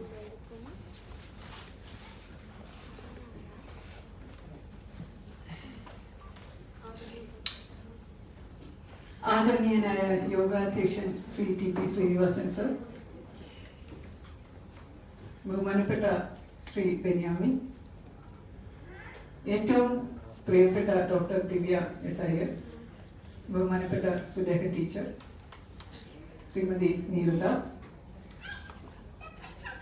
സദസ്സിലിരിക്കുന്ന ബഹുമാന്യ വ്യക്തികളെ, പ്രിയപ്പെട്ട സഹോദരി സഹോദരന്മാരെ, സുഹൃത്തുക്കളെ, എല്ലാവർക്കും വളരെ വിശേഷപ്പെട്ട ഒരു അന്താരാഷ്ട്ര വനിതാ ദിനം ഞാൻ നേരുകയാണ്. എല്ലാവരും ഒരുപോലെ ആഘോഷിക്കുന്ന സെലിബ്രേറ്റ് ചെയ്യേണ്ട ഒരു ദിവസമായി പലപ്പോഴും ഞാൻ വനിതാ ദിനത്തെ കാണുന്നുണ്ട്. ഇന്നത്തെ കേരളത്തിന്റെ വനിതാ ദിനത്തിന് കിട്ടാവുന്ന ഏറ്റവും വലിയ ഉപഹാരമാണ് ദിവ്യ നൽകിയിരിക്കുന്ന ഈ പുസ്തകം എന്ന് പറയാൻ എനിക്ക് വളരെയധികം സന്തോഷമുണ്ട്. ദിവ്യയുടെ ആദ്യത്തെ മലയാള കൃതിയാണ്. ഇതിനു മുമ്പ് ഇംഗ്ലീഷ് പുസ്തകങ്ങൾ 3 എഴുതി പബ്ലിഷ് ചെയ്തിട്ടുണ്ട്. മലയാളത്തിലെ ഒരു പുസ്തകം ഇതുപോലെ സ്ത്രീകൾക്ക് എല്ലാവർക്കും ഗുണകരമാകുന്ന ഒരു പുസ്തകവും അത് ഇന്നത്തെ ഈ ഒരു നല്ല ദിവസം പുറത്തിറങ്ങിയതിലുമുള്ള അതിന് ഞാൻ കാരണക്കാരന്റെ ഒരു സന്തോഷവും ചാരിതാർത്ഥ്യവും ആദ്യമേ രേഖപ്പെടുത്തുന്നു. ഇതിനു വേണ്ടി ദിവ്യയും ഞാനും തമ്മിൽ ദിവ്യ സിവിൽ സർവീസിൽ കയറിയപ്പോൾ അതിന് തൊട്ട് മുമ്പായിട്ടുള്ള ഒരു പരിചയം മാത്രമേ എനിക്ക് ഉണ്ടായിരുന്നുള്ളൂ. പക്ഷെ ആദ്യ നോട്ടത്തിൽ തന്നെ വളരെയധികം ഒരു മനസ്സിൽ ചേക്കേറുന്ന ഒരു മുഖശ്രീയും സ്വഭാവമുള്ള ഒരു കുട്ടിയാണ്. വളരെ മിടുക്കിയാണ്. ഒരു തിളക്കമുണ്ട് കണ്ണുകളില്. ഒരുപാട് ഉയരത്തിലെത്തും. തീർച്ചയായിട്ടും ഈ കുട്ടിക്ക് ഒരുപാട് നേടാനുള്ള ഒരു അവസരം ലഭിക്കും എന്നൊക്കെ നമുക്ക് മനസ്സിൽ തോന്നുകയും ചെയ്യും. ഒരു ഓമനത്വമുള്ള ഒരു വളരെ നല്ല ഒരു പെരുമാറ്റം. അപ്പോ ഒരുപാട് ഇഷ്ടം കുഞ്ഞനിയത്തി എന്നുള്ള രീതിയിൽ ഒരു മോളെന്നുള്ള രീതിയിലൊക്കെ വളരെയധികം ഇഷ്ടം തോന്നുന്ന ഒരു രീതിയായിരുന്നു ദിവ്യയുടെ. കൂടാതെ പോലീസ് ചടങ്ങുകളിലും ദിവ്യ വളരെ മിടുക്കിയായിട്ട് ഒരു സാന്നിധ്യം ഉണ്ടായിരുന്നു. നമ്മുടെ പോലീസ് ഡ്യൂട്ടി മീറ്റിന്റെ സമയത്ത്, പോലീസിന്റെ സയൻസ് കോൺഫറൻസിന്റെ സമയത്തും പല സ്ഥലത്തുമൊക്കെ ദിവ്യ വന്ന് വളരെ ആക്റ്റീവായിട്ട് അതിലൊക്കെ പങ്കെടുത്തിട്ടുണ്ട്. അപ്പോൾ ഒരുപാട് നേരത്തിൽ തീർച്ചയായിട്ടും എത്തുമെന്ന് പ്രതീക്ഷിച്ചു. അതുപോലെ തന്നെ നമ്മുടെ എല്ലാം പ്രാർത്ഥന പോലെ വളരെ നല്ല മിടുക്കിയായിട്ട് വരികയും ചെയ്തിട്ടുണ്ട്. ഒന്നിനും ഒരു കുറവ് തോന്നിയിട്ടില്ലാത്ത ഒരാളാണ്. എല്ലാം കൊണ്ടും പൂർണ്ണമായിട്ടുള്ള അങ്ങനെ ഒരാളുണ്ടാവുക പലപ്പോഴും നമുക്ക് തോന്നും. എല്ലാം കൊണ്ടും എല്ലാത്തിലും മിടുക്കി എന്ന് പറയുന്നത്. പഠിക്കാൻ മിടുക്കി, ഡോക്ടറാണ്. അത് കഴിഞ്ഞിട്ട് സിവിൽ സർവീസിന് നല്ല റാങ്ക് കിട്ടി, IAS തന്നെ എടുത്തു, നാട്ടിൽ തന്നെ വന്ന് ജോലി ചെയ്യാനുള്ള നല്ല പേര് കേൾക്കുന്നു. അതോടൊപ്പം നൃത്തം, പാട്ട്, കാണാൻ അതിസുന്ദരി, സിനിമയിൽ അഭിനയിച്ചു, അതിനോടൊപ്പം എഴുതുന്നു. എല്ലാം കൂടെ ദൈവം എന്തെങ്കിലും ഒരു കുട്ടിക്ക് സാധിക്കുന്നു എന്ന് പലപ്പോഴും നമുക്ക് തോന്നും. പക്ഷെ ഇതിൽ നിന്ന് അപ്പുറവും സാധിക്കുമെന്ന് പ്രവൃത്തി കൊണ്ടും മറ്റും തെളിയിച്ചുകൊണ്ടിരിക്കുന്ന ഒരു ആളും കൂടെ എന്നുള്ള നിലയിൽ നമുക്ക് എല്ലാവർക്കും സന്തോഷം തോന്നേണ്ടതാണ്. പക്ഷെ ഇന്നത്തെ ഈ ഒരു ചടങ്ങിന് ദിവ്യ എന്നെ ക്ഷണിച്ചപ്പോൾ ഞാൻ ശരിക്കും അക്ഷരാർത്ഥത്തിൽ എനിക്ക് അതിശയമായിരുന്നു. ഞാൻ ഞെട്ടിപ്പോയി. ഞാൻ എന്തുകൊണ്ട് ഞാൻ? കാരണം ഇവിടെ ഇരിക്കുന്ന ബാക്കി എല്ലാ വ്യക്തികളും ദിവ്യക്ക് പേഴ്സണലായിട്ട് വളരെയധികം അടുത്ത ബന്ധമുള്ള ആൾക്കാരാണ്. ശ്രീനിവാസൻ സാർ നേരത്തെ പറഞ്ഞതുപോലെ വളരെ ഗുരുനാഥനാണ്. ആചാര്യ സ്ഥാനമാണ് സാറിനുള്ളത് ദിവ്യയെ സംബന്ധിച്ചിടത്തോളം. ഡാഡി എന്നൊക്കെ പറയുമെങ്കിലും എനിക്ക് തോന്നുന്നു ആചാര്യ സ്ഥാനം ആ ഒരു ബഹുമാനത്തോടു കൂടിയാണ് ദിവ്യ എപ്പോഴും ശ്രീനിവാസൻ സാറിനെ കുറിച്ച് സംസാരിക്കാറുള്ളത്. അപ്പൊ ആ ഒരു ആചാര്യൻ ഇവിടെ ഇരിക്കുന്നത് ദിവ്യക്ക് വലിയ ഒരു അഭിമാനകരമായിട്ടുള്ള വസ്തുതയാണ്. പിന്നെ വിളിച്ചത് ടീച്ചറിനെ, ശൈല ടീച്ചറിനെയാണ്, മിനിസ്റ്ററിനെയാണ് പ്രകാശന കർമ്മത്തിന് വിളിച്ചത്. ദിവ്യയുടെ മിനിസ്റ്ററാണ്. അത് മാഡത്തിന്റെ കൂടെയാണ് വർക്ക് ചെയ്യുന്നത്. അപ്പൊ അത് മിനിസ്റ്ററിനെ വിളിക്കുന്നത് തീർച്ചയായിട്ടും ഒരു കടമ എന്ന നിലയിൽ വിളിച്ചു. നിർഭാഗ്യവശാൽ ഇപ്പൊ ഇലക്ഷൻ ഡിക്ലെയർ ചെയ്തുകൊണ്ട് വരാൻ സാധിച്ചില്ല എന്നേ ഉള്ളൂ. ബെന്യാമിൻ തീർച്ചയായിട്ടും ഈ പുസ്തകത്തിന്റെ പുറകിൽ പ്രവർത്തിച്ച ഒരു വലിയൊരു ശക്തിയാണ്. അവരുടെ വളരെ അടുത്ത കുടുംബ സുഹൃത്താണ്. പിന്നെ ഇവിടെ ഇരിക്കുന്ന എല്ലാവരും അതുപോലെ തന്നെയുള്ളവരാണ്. പക്ഷെ ഞാൻ എന്തുകൊണ്ട് ഞാൻ എന്തുകൊണ്ട് എന്നെ ക്ഷണിച്ചത് എനിക്ക് തോന്നുന്നില്ല. ഞാൻ ഇതിനകത്ത് യോഗ്യയാണോ എന്നുള്ളത് പലപ്പോഴും ഒന്നാമത് റിട്ടയർ ചെയ്തു IPS ഓഫീസറും അല്ല, ഒരു ആദ്യത്തെ വനിതാ IPS ഓഫീസർ എന്ന നിലയിലാണ് ക്ഷണിച്ചതെന്ന് നോക്കിയാൽ അതും ആണോ എന്ന് പറയാൻ പറ്റും. ഞാൻ ദിവ്യയോട് പറഞ്ഞു, എനിക്ക് വണ്ടി പോലും ഇല്ല വരാൻ, ഡ്രൈവറും വണ്ടിയൊക്കെ ഞാൻ മിസ് ചെയ്യുന്നത്, സാരമില്ല ഞാൻ വണ്ടി അയച്ചു തരാം എന്ന് പറഞ്ഞ് കൊണ്ടുവന്നിരിക്കുകയാണ്. അപ്പൊ എനിക്ക് തോന്നുന്നു എന്തെങ്കിലും ചിലപ്പോ എനിക്ക് അങ്ങോട്ട് തോന്നിയതുപോലുള്ള ഒരു സ്നേഹം ദിവ്യയ്ക്ക് ഇങ്ങോട്ടും എപ്പോഴെങ്കിലും തോന്നിയിട്ടുണ്ടാവണം. അതുകൊണ്ടായിരിക്കണം. അല്ലെങ്കിൽ ചിലപ്പോൾ ഞാൻ പലപ്പോഴും വലുത് എഴുതുന്നത് കൊണ്ടായിരിക്കണം.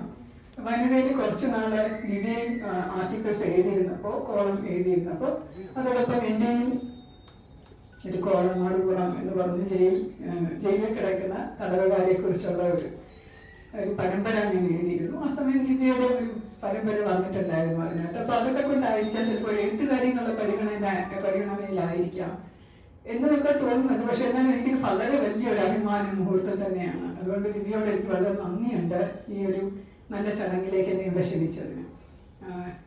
ഈ പുസ്തകത്തെ കുറിച്ച് പറയുകയാണെങ്കിൽ ഞാൻ ശ്രീനിവാസൻ സാർ പറഞ്ഞതുപോലെ തന്നെ ദിവ്യയോട് ഞാൻ സൂചിപ്പിക്കേണ്ടായിരുന്നു ഈ പുസ്തകം വായിച്ച കൊള്ളാമെന്ന് പറഞ്ഞു. പക്ഷെ ദിവ്യ പറഞ്ഞു നേരത്തെ അവസാന നിമിഷം ഇത് കിട്ടുകയുള്ളൂ പ്രിന്റ് ചെയ്ത് കയ്യില്, ഞാൻ കൊടുത്തുവിടാൻ ശ്രമിക്കാമെന്ന് പറഞ്ഞു. അങ്ങനെ ഇന്നലെ വീട്ടിൽ തന്നെ അതിശയിപ്പിച്ചുകൊണ്ട് ദിവ്യയുടെ അച്ഛനമ്മമാര് മാതാപിതാക്കളുടെ വീട്ടിൽ വന്ന് കുഞ്ഞുവാവയുമായിട്ട് വന്ന് എനിക്ക് പുസ്തകം കയ്യിൽ കൊണ്ട് തരികയായിരുന്നു. സമയം കുറച്ച് ലേറ്റായി. പക്ഷെ അതിനുശേഷം ഞാൻ അത് വായിച്ച ശേഷമേ ഉറങ്ങിയുള്ളൂ.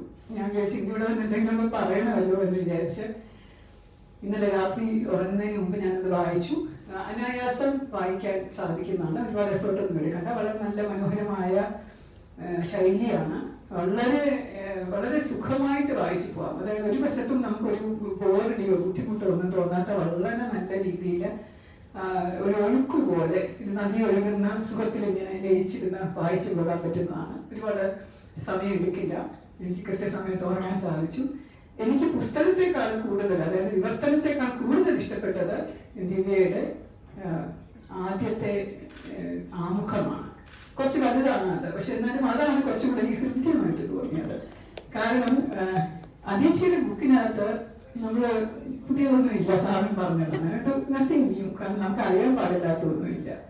15 ഉപദേശങ്ങൾ നൽകിയിരിക്കുന്ന ഒരു പുസ്തകമാണെങ്കിൽ പോലും അതൊരു കത്തിന്റെ രൂപത്തിൽ ഒരു സുഹൃത്തിന് എഴുതിയതാണ്. ഒരു സുഹൃത്ത് അവരോട് ചോദിച്ചു, എനിക്കൊരു പെൺകുഞ്ഞ് ആണ് ഉണ്ടായിരിക്കുന്നത്, ഞാൻ അവളെ എങ്ങനെ ഒരു ഫെമിനിസ്റ്റ് ആയിട്ട് വളർത്തണം എന്ന് ചോദിച്ചപ്പോ ആ നൈജീരിയയിലെ വളരെ വലിയൊരു ഫെമിനിസ്റ്റ് ആയിട്ട് അറിയപ്പെട്ടിരുന്ന ചിമമാൻഡ അദീച്ചി 3-4 പുസ്തകങ്ങളൊക്കെ എഴുതി അമേരിക്കയിലൊക്കെ പോയി ഒരുപാട് ദുരനുഭവങ്ങൾ ഉണ്ടായി തിരിച്ചു വന്ന് അങ്ങനെ കത്തി നിൽക്കുന്ന ഒരു സമയം, അവാർഡൊക്കെ വാങ്ങി നിൽക്കുന്ന സമയം ഫെമിനിസ്റ്റ് തോന്നി. ഇങ്ങനെ എനിക്കിങ്ങനെ പറയാൻ പറ്റുന്നൊരു ചിന്ത വന്നപ്പോ എന്നാൽ ഞാനൊരു കത്തിന്റെ രൂപത്തിൽ എഴുതാമെന്ന് പറഞ്ഞ് എഴുതിയ ഒരു കത്താണ് ഈ പുസ്തകം ആയിട്ട് വന്നത്. ഇത് കുറച്ച് പ്രശസ്തമാവുകയും ചെയ്തു. കാരണം ഈ എഴുത്തുകാരി വളരെ പ്രശസ്തയായതുകൊണ്ട് അവർ എഴുതുന്ന എല്ലാ പുസ്തകങ്ങളെയും പോലെ ഇതും പ്രശസ്തമായി. ചില ആൾക്കാർക്ക് അത് പല സ്ഥലങ്ങളിൽ ഒക്കെ സ്പർശിക്കും. കാരണം നമുക്ക് അറിയാവുന്ന കാര്യങ്ങൾ ഇത്രയും സിമ്പിളായിട്ട് പറഞ്ഞ് തരാൻ ആർക്കെങ്കിലും പറ്റുമോ എന്നുള്ളൊരു ചിന്തവും, ഇതൊക്കെ ഇങ്ങനെയൊക്കെ പറയാല്ലേ, ഇങ്ങനെയൊക്കെ എഴുതി നമുക്ക് അറിയാമായിരുന്നു, പക്ഷെ നമ്മുടെ മനസ്സിൽ തോന്നുന്ന കാര്യങ്ങൾ ഇത്രയും വ്യക്തമായിട്ട് ഒരാൾക്ക് എഴുതാൻ എങ്ങനെ പറ്റുന്നു എന്നൊക്കെയുള്ള ചിന്ത വരുമ്പോൾ നമുക്ക് എഴുതി വെച്ചിരിക്കുന്ന വായിക്കുമ്പോൾ അത് ശരിയാണല്ലോ, ഇത് ശരിയാണല്ലോ, ഇറ്റ് റെസൊനേറ്റ്സ് വിത്ത് യു സംഭവം ഓടിയാതെ. സോ റെസൊനേറ്റിംഗ് ക്വാളിറ്റി ഉണ്ടെന്നുള്ളത് കവിഞ്ഞ് അതിനകത്ത് പുതിയതായിട്ടൊന്നും തോന്നിയില്ലെങ്കിലും ദിവ്യ എഴുതിയ ആമുഖം ഒരുപാട് പുതുമയുള്ളതായിട്ട് എനിക്ക് തോന്നി. അപ്പൊ അതിനകത്ത് നിന്ന് തന്നെ വളരെയധികം വ്യക്തമാവുന്നുണ്ട്. സ്വകാര്യ അനുഭവത്തിലൂടെ വളരെ നല്ല മറ്റൊരു വഴിയും കൂടെ ദിവ്യക്ക് തുറന്നു കിട്ടിയത് ഒരു സാഹിത്യകാരി എന്നുള്ള നിലയിലേക്കാണെന്നുള്ളത്. കാരണം സ്വകാര്യ അനുഭവത്തെ സ്പർശിച്ചാണ് എഴുതിയിരിക്കുന്നത് മുഴുവനും. തീർച്ചയായിട്ടും ഒരു അനുഭവങ്ങളിലൂടെ എങ്ങനെ ആയിരിക്കണം ഒരു വനിത വളർന്നു വരും, സ്ത്രീ പെൺകുട്ടി വളർന്നു വലിയ നല്ല ഒരു രീതിയിലേക്ക് എത്തേണ്ടത് എന്നുള്ള രീതിയിൽ പറഞ്ഞു പോകുമ്പോൾ അതിനകത്ത് തീർച്ചയായിട്ടും ഒരു സാഹിത്യകാരി ഒളിഞ്ഞു കിടപ്പുണ്ട്. ഇപ്പൊ ഒരു വലിയ ഒരു സാഹിത്യ ഭാവി ഇതിലേക്കുണ്ട്. ഭാവിയിൽ ഒരു നല്ല എഴുത്തുകാരിയായി കൂടി അറിയപ്പെടുന്ന ഒരു കാലം വിദൂരമല്ല എന്ന് തന്നെയാണ് ഞാൻ വിശ്വസിക്കുന്നത്. ഇനിയും വേറൊരു കാര്യം, നമ്മൾ ഇതുപോലെയുള്ള അനുഭവങ്ങളിലൂടെയോ അമ്മ നമ്മളെ എങ്ങനെ വളർത്തും എന്നനുസരിച്ചോ ഒന്നും അല്ല ഒരു വ്യക്തി ഒരു സ്ഥലത്തെത്തി പറ്റുന്നത് എന്നും കൂടെ പറയാൻ ഞാൻ ആഗ്രഹിക്കുന്നു. കാരണം എന്റെ ജീവിതം ഇതിന് നേരെ വിപരീതമായിരുന്നു. അതായത് ഇതിലേക്ക് കിട്ടിയ നല്ലൊരു പാർട്ടിയെ പോലെ ഒരു പാർട്ടിയെയോ ഇത്രയും മനസ്സിലാക്കി പ്രവർത്തിക്കുന്ന അച്ഛനമ്മമാരെ പോലെയുള്ള പേരൻസിനെയോ സാഹചര്യങ്ങളോ ഒന്നും എനിക്ക് ലഭിച്ചിരുന്നില്ല. വളരെയധികം പേടിപ്പിച്ചും വളരെയധികം വിഷമിച്ചും വളരെ വലിയ അപകർഷതാബോധത്തോടുകൂടി പെണ്ണാണ് നിരന്തരം ബോധ്യപ്പെടുത്തിക്കൊണ്ടും അടങ്ങി അവിടെ ഇരുന്നോണം എന്ന് പറഞ്ഞു. ഓരോ പ്രാവശ്യം ഞാൻ കുസൃതി കാണിക്കുമ്പോഴും നല്ല ശിക്ഷ കിട്ടിയും ഇരുട്ടുമുറിയില് രാത്രി മുഴുവൻ ചിലവ് മിക്കവാറും പാറ്റകളുടെ കൂട്ടത്തിൽ കൂട്ടിയിട്ട് എന്റെ ശിക്ഷയൊക്കെ അനുഭവിച്ചു. ഒക്കെ വളർന്നു വന്ന തികഞ്ഞ അപകർഷതാബോധത്തിൽ വന്ന ഒരു ബാല്യം എനിക്കുണ്ടായിരുന്നു. അതിലും അടിച്ചമർത്തപ്പെട്ടിട്ടും പലപ്പോഴും സ്വയം ഞാൻ ഓരോ പ്രാവശ്യവും സ്വയം തന്നെ തീരുമാനം എടുത്തിരുന്നു, ഇതൊന്നും അല്ല ശരി, അവർ പറയുന്ന ഒന്നും അല്ല ശരി, ഞാൻ ഇതല്ല, ഞാൻ വേറെ എന്തോ ആണ് എന്നുള്ള എന്റെ അകത്തെ ഒരു വിളി ഉണ്ടായിരുന്നു.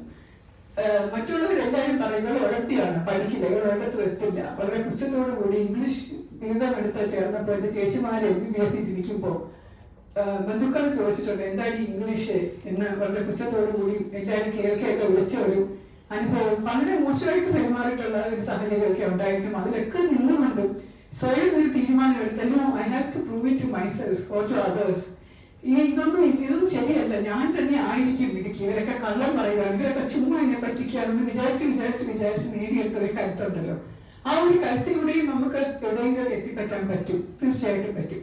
അങ്ങനെ എത്തിപ്പറ്റി തെളിയിച്ച ഒരു ഉദാഹരണം ഇവിടെ നിങ്ങളുടെ കൂടെ ഉണ്ട്, ഞാനിവിടെ ഉണ്ട്. അപ്പൊ അതുകൊണ്ട് ഈ പുസ്തകത്തിലൂടെ മാത്രമായിരിക്കില്ല, ജീവിതത്തിലുണ്ടാകുന്ന പല അനുഭവങ്ങളിലൂടെയും ഒരു ആളെ ഉണ്ടാക്കിയെടുക്കാൻ സാധിക്കും. ഒരു വ്യക്തി, ഒരു സ്ത്രീയെ കുറച്ചുകൂടെ മെച്ചപ്പെട്ട ഒരു സ്ത്രീ ആയിട്ട്, ഒരു ഫെമിനിസ്റ്റ് എന്ന് പറയുന്നത് എനിക്ക് ഇഷ്ടമല്ലെങ്കിൽ പോലും പുരുഷന്മാർക്കൊട്ടും പുറകിലോട്ടല്ലാത്ത ധൈര്യശാലിയായ ഒരു സ്ത്രീയെ ഉണ്ടാക്കിയെടുക്കാൻ സാധിക്കും. എങ്കിലും ഈ ഒരു പുസ്തകം, ദിവ്യയുടെ ഈ ഒരു പുസ്തകം അല്ലെങ്കിൽ ഈ ഒരു വിവർത്തനം അറിയാൻ പാടില്ലാത്ത, ഇതേക്കുറിച്ചൊന്നും അധികം വിവരമില്ലാതെ കുട്ടികളെ വളർത്തുന്ന അച്ഛനമ്മമാർക്ക് തീർച്ചയായും ഒരു ചൂണ്ടുവലകയായി പ്രവർത്തിക്കണേ എന്നാണ് എന്റെ പ്രാർത്ഥന.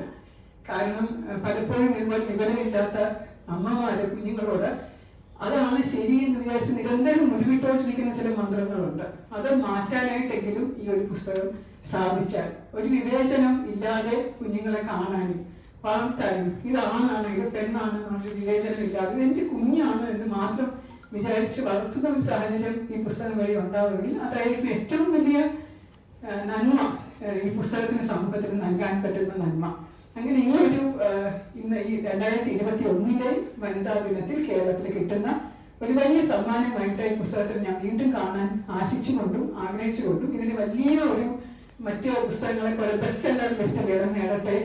ദിവ്യയുടെ നേരത്തെയുള്ള പാത്ത് ഫൈറ്ററും mythology through diplomacy through mythology അതെല്ലാം ബെസ്റ്റ് സെല്ലർ ലിസ്റ്റിൽ പെട്ടതുപോലെ ഈ പുസ്തകവും ആദ്യത്തെ മലയാള പുസ്തകം എന്ന നിലയ്ക്ക് ബെസ്റ്റ് സെല്ലർ ലിസ്റ്റിൽ തന്നെ പെടട്ടെ എന്ന് ആശംസിച്ചുകൊണ്ടും നല്ല ഒരു ഭാവി ദിവ്യയ്ക്കും ഇവിടെയുള്ള എല്ലാ ആൾക്കാർക്കും നേർന്നുകൊണ്ടും ദിവ്യയുടെ അച്ഛനമ്മമാർക്ക്, അതായത് അവരെ ഇതുപോലെ മിടുക്കിയായിട്ടുള്ള പെൺകുട്ടിയെ വളർത്തി വലുതാക്കിയ അച്ഛനമ്മമാർക്ക് ഒരു ബിഗ് സല്യൂട്ട്. ഒരു വലിയ salute due to Sabari and to Mahi Malhar, because അവർക്ക് കൊടുക്കേണ്ട സമയമാണ് ദിവ്യ പുസ്തകം എടുക്കാതിരിക്കുന്നത്. ഒന്നാമത് വലിയ തിരക്ക്, ജോലിക്ക് പുറമേ ജോലി, വീട്ടിൽ വരുന്ന 8 മണി, അതിനുശേഷം ഇവർക്ക് കൊടുക്കേണ്ട സമയം കൂടെ മാറ്റി വെച്ചുകൊണ്ട് പുസ്തകം കൂടെ എഴുതാൻ ചെയ്തിരിക്കുന്നു. So big salute to you too. All the best. Thank you. Thank you ma'am. ഇന്ത്യയിലെ ഏറ്റവും വലിയ തുക സമ്മാനമായ സാഹിത്യ പുരസ്കാരങ്ങളിലൊന്നായ JCB സാഹിത്യ പുരസ്കാരം നേടിയ പ്രഥമ മലയാളി എഴുത്തുകാരൻ. മലയാള സാഹിത്യത്തിൽ ഏറ്റവും കൂടുതൽ പ്രതികൾ വിറ്റഴിച്ച നോവലായ ആടുജീവിതം, മുല്ലപ്പൂ നിറമുള്ള പകലുകൾ, മഞ്ഞവയിൽ മരണങ്ങൾ തുടങ്ങിയ നോവലുകളിലൂടെ സമീപകാല മലയാള സാഹിത്യത്തെ ജനകീയമാക്കുന്നതിൽ പ്രധാന പങ്കുവഹിച്ച എഴുത്തുകാരിലൊരാളായ മലയാളികളുടെ പ്രിയ സാഹിത്യകാരൻ ശ്രീ ബെന്യാമിനെ ഈ പുസ്തകത്തെ പറ്റിയുള്ള തന്റെ ചിന്തകൾ പങ്കുവയ്ക്കുന്നതിനായി സ്നേഹപൂർവ്വം ക്ഷണിക്കുന്നു.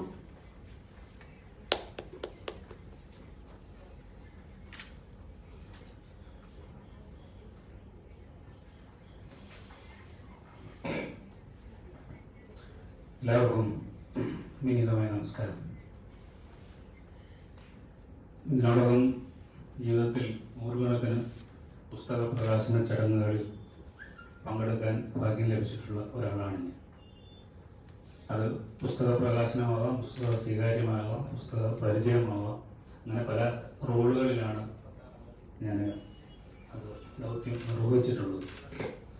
പക്ഷെ അതിൽ നിന്നൊക്കെ വ്യത്യസ്തമായി അപ്പോഴൊക്കെ നമ്മൾ ചെയ്യുന്നത് പുസ്തകത്തെക്കുറിച്ച് വളരെ നിർജ്ജീവമായ ചില കാര്യങ്ങൾ പറഞ്ഞുകൊണ്ട് പ്രസംഗങ്ങൾ സംസാരം അവസാനിപ്പിക്കുകയാണ് ചെയ്യാറുള്ളത്. പക്ഷെ വൈകാരികമായി വളരെ അടുപ്പമുള്ള ഒരു ചടങ്ങിലാണ് ഞാൻ ഇവിടെ നിൽക്കുന്നത്. ഒന്ന്, ദിവ്യ എത്രത്തോളം സന്തോഷത്തോടെ തൻ്റേത് എന്ന് വിചാരിക്കുന്ന ഈ പുസ്തകത്തെ അത്രത്തോളം വൈകാരികമായി തന്നെയാണ് ഞാനും നോക്കി കാണുന്നത്. അത് ഇതിൻ്റെ പിന്നിൽ ഞാനൊരു ബ്ലർബ് എഴുതിയിട്ടുണ്ട് എന്നതുകൊണ്ട് മാത്രമല്ല. ഈ പുസ്തകം പദവിയെടുക്കാൻ തുടങ്ങിയ ദിവസം മുതൽ ഇതിൻ്റെ ഒന്നാമത്തെ വായനക്കാരൻ എന്ന നിലയിൽ, അല്ലെ ഒന്നാമത്തെയോ രണ്ടാമത്തെയോ വായനക്കാരൻ എന്ന നിലയിൽ ഈ പുസ്തകത്തിൻ്റെ ഒപ്പം സഞ്ചരിക്കാൻ കഴിഞ്ഞിട്ടുള്ള ഒരാളാണ് എന്നതുകൊണ്ടാണ് ആ സന്തോഷം എനിക്ക് ഉള്ളത്. അതുമാത്രമല്ല, ദിവ്യ ഞാനും തമ്മിൽ ആദ്യമായി പരിചയപ്പെടുന്നത് 2015 ഞാൻ എഴുതിയ ജീവിതക്കാഴ്ചകൾ എന്ന് പറയുന്ന ഒരു പുസ്തകമുണ്ട്. ബസേലിയോസ് മാർത്തോമാ പൗലോസ് ദ്വിതീയൻ കാതോലിക്ക ബാബയുടെ ജീവിതവും അഭിനയവും ഉൾപ്പെടുത്തിക്കൊണ്ട് അന്ന് കോട്ടയത്ത് വെച്ച് ആ പുസ്തകം സ്വീകരിച്ചത് ദിവ്യയായിരുന്നു. ഇന്ന് ദിവ്യയുടെ ഒരു പുസ്തകം സ്വീകരിക്കാനുള്ള ഭാഗ്യം എനിക്ക് തിരിച്ച് ലഭിച്ചിരിക്കുന്നു എന്നുള്ളതാണ് ഇതിൻ്റെ രണ്ടാമത്തെ സന്തോഷങ്ങളിൽ ഒന്നാണ്. അടുത്തത് സന്തോഷമെന്ന് പറയുന്നത് MG സുലേഖ ടീച്ചർ സർവവിജ്ഞാനകോശത്തിൻ്റെ ഡയറക്ടറായിരിക്കുന്ന കാലത്ത് അതിൻ്റെ 17ാം വോള്യത്തിൻ്റെ പ്രകാശനത്തിന് ഞാനാണ് എത്തിയത്. അത് GK സാർ വിളിച്ചിട്ട് ആണ്. പക്ഷേ ടീച്ചറെ കാണാൻ കഴിഞ്ഞില്ല, ടീച്ചർ ഇവിടെ ഉണ്ടായിരുന്നില്ല. പക്ഷേ ആ പുസ്തക പ്രകാശനം നിർവഹിച്ചത് ഞാനായിരുന്നു. അതിനുശേഷം അപ്പോൾ അങ്ങനെ ഒരു ടീച്ചറോടൊപ്പം വീണ്ടും ഒരിക്കൽ കൂടി ഒരു വേദി പങ്കിടാൻ കഴിഞ്ഞിട്ടുള്ള എന്നുള്ള ഒരു സന്തോഷം. പിന്നെ ടീച്ചർ ഇവിടെ സൂചിപ്പിച്ചതുപോലെ ഞാനും ഷബീയും തമ്മിൽ ഫേസ്ബുക്കിൽ നടത്തിയിട്ടുള്ള കപ്പോരിന് ശേഷം ഞങ്ങൾ തമ്മിൽ ആദ്യമായി മുഖാമുഖം ആദ്യ ചടങ്ങ് എന്നുള്ള ഒരു പ്രത്യേകത കൂടി ഇതുണ്ട്. അപ്പോൾ അങ്ങനെ നിരവധി കാരണങ്ങൾ കൊണ്ട് വളരെ ഹൃദ്യമായ എൻ്റെ ജീവിതത്തോട് എനിക്ക് വളരെ ചേർന്ന് നിൽക്കുന്ന ചടങ്ങുകളിൽ ഒന്നായിട്ടാണ് ഞാൻ ഇതിനെ നോക്കിക്കാണുന്നത്. ഏകദേശം 2 വർഷങ്ങൾക്ക് മുമ്പ് ഒരു ദിവസമാണ് ദിവ്യ എന്നോട് ഈ പുസ്തകം നിർദ്ദേശിച്ചിട്ട് ഒന്ന് വായിച്ചു നോക്കൂ എന്ന് എന്നോട് പറയുന്നത്.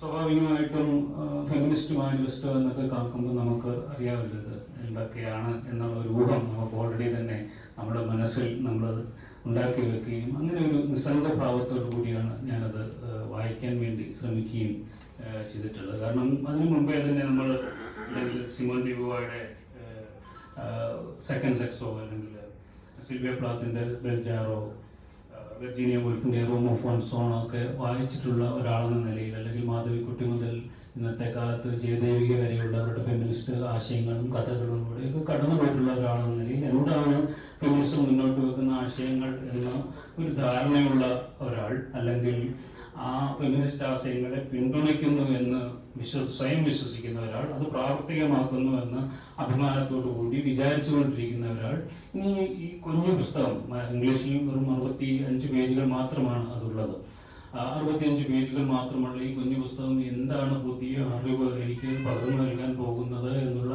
ഒരു സന്ദേഹത്തോടു കൂടിയാണ് ഞാനിത് വായിച്ചത്. പക്ഷെ പുസ്തകം വായിച്ചു കഴിഞ്ഞപ്പോഴാണ് ഇതൊരു ഒരു അണുബോംബിനെ പോലെ ശക്തിയുള്ള, സ്ഫോടനാത്മകമായ ശക്തിയുള്ള ഒരു പുസ്തകമാണ് എന്ന് എനിക്ക് മനസ്സിലാവുന്നു. ഇവർ രണ്ടും ഇവിടെ സൂചിപ്പിച്ചതുപോലെ, ശ്രീനിവാസ് സാറും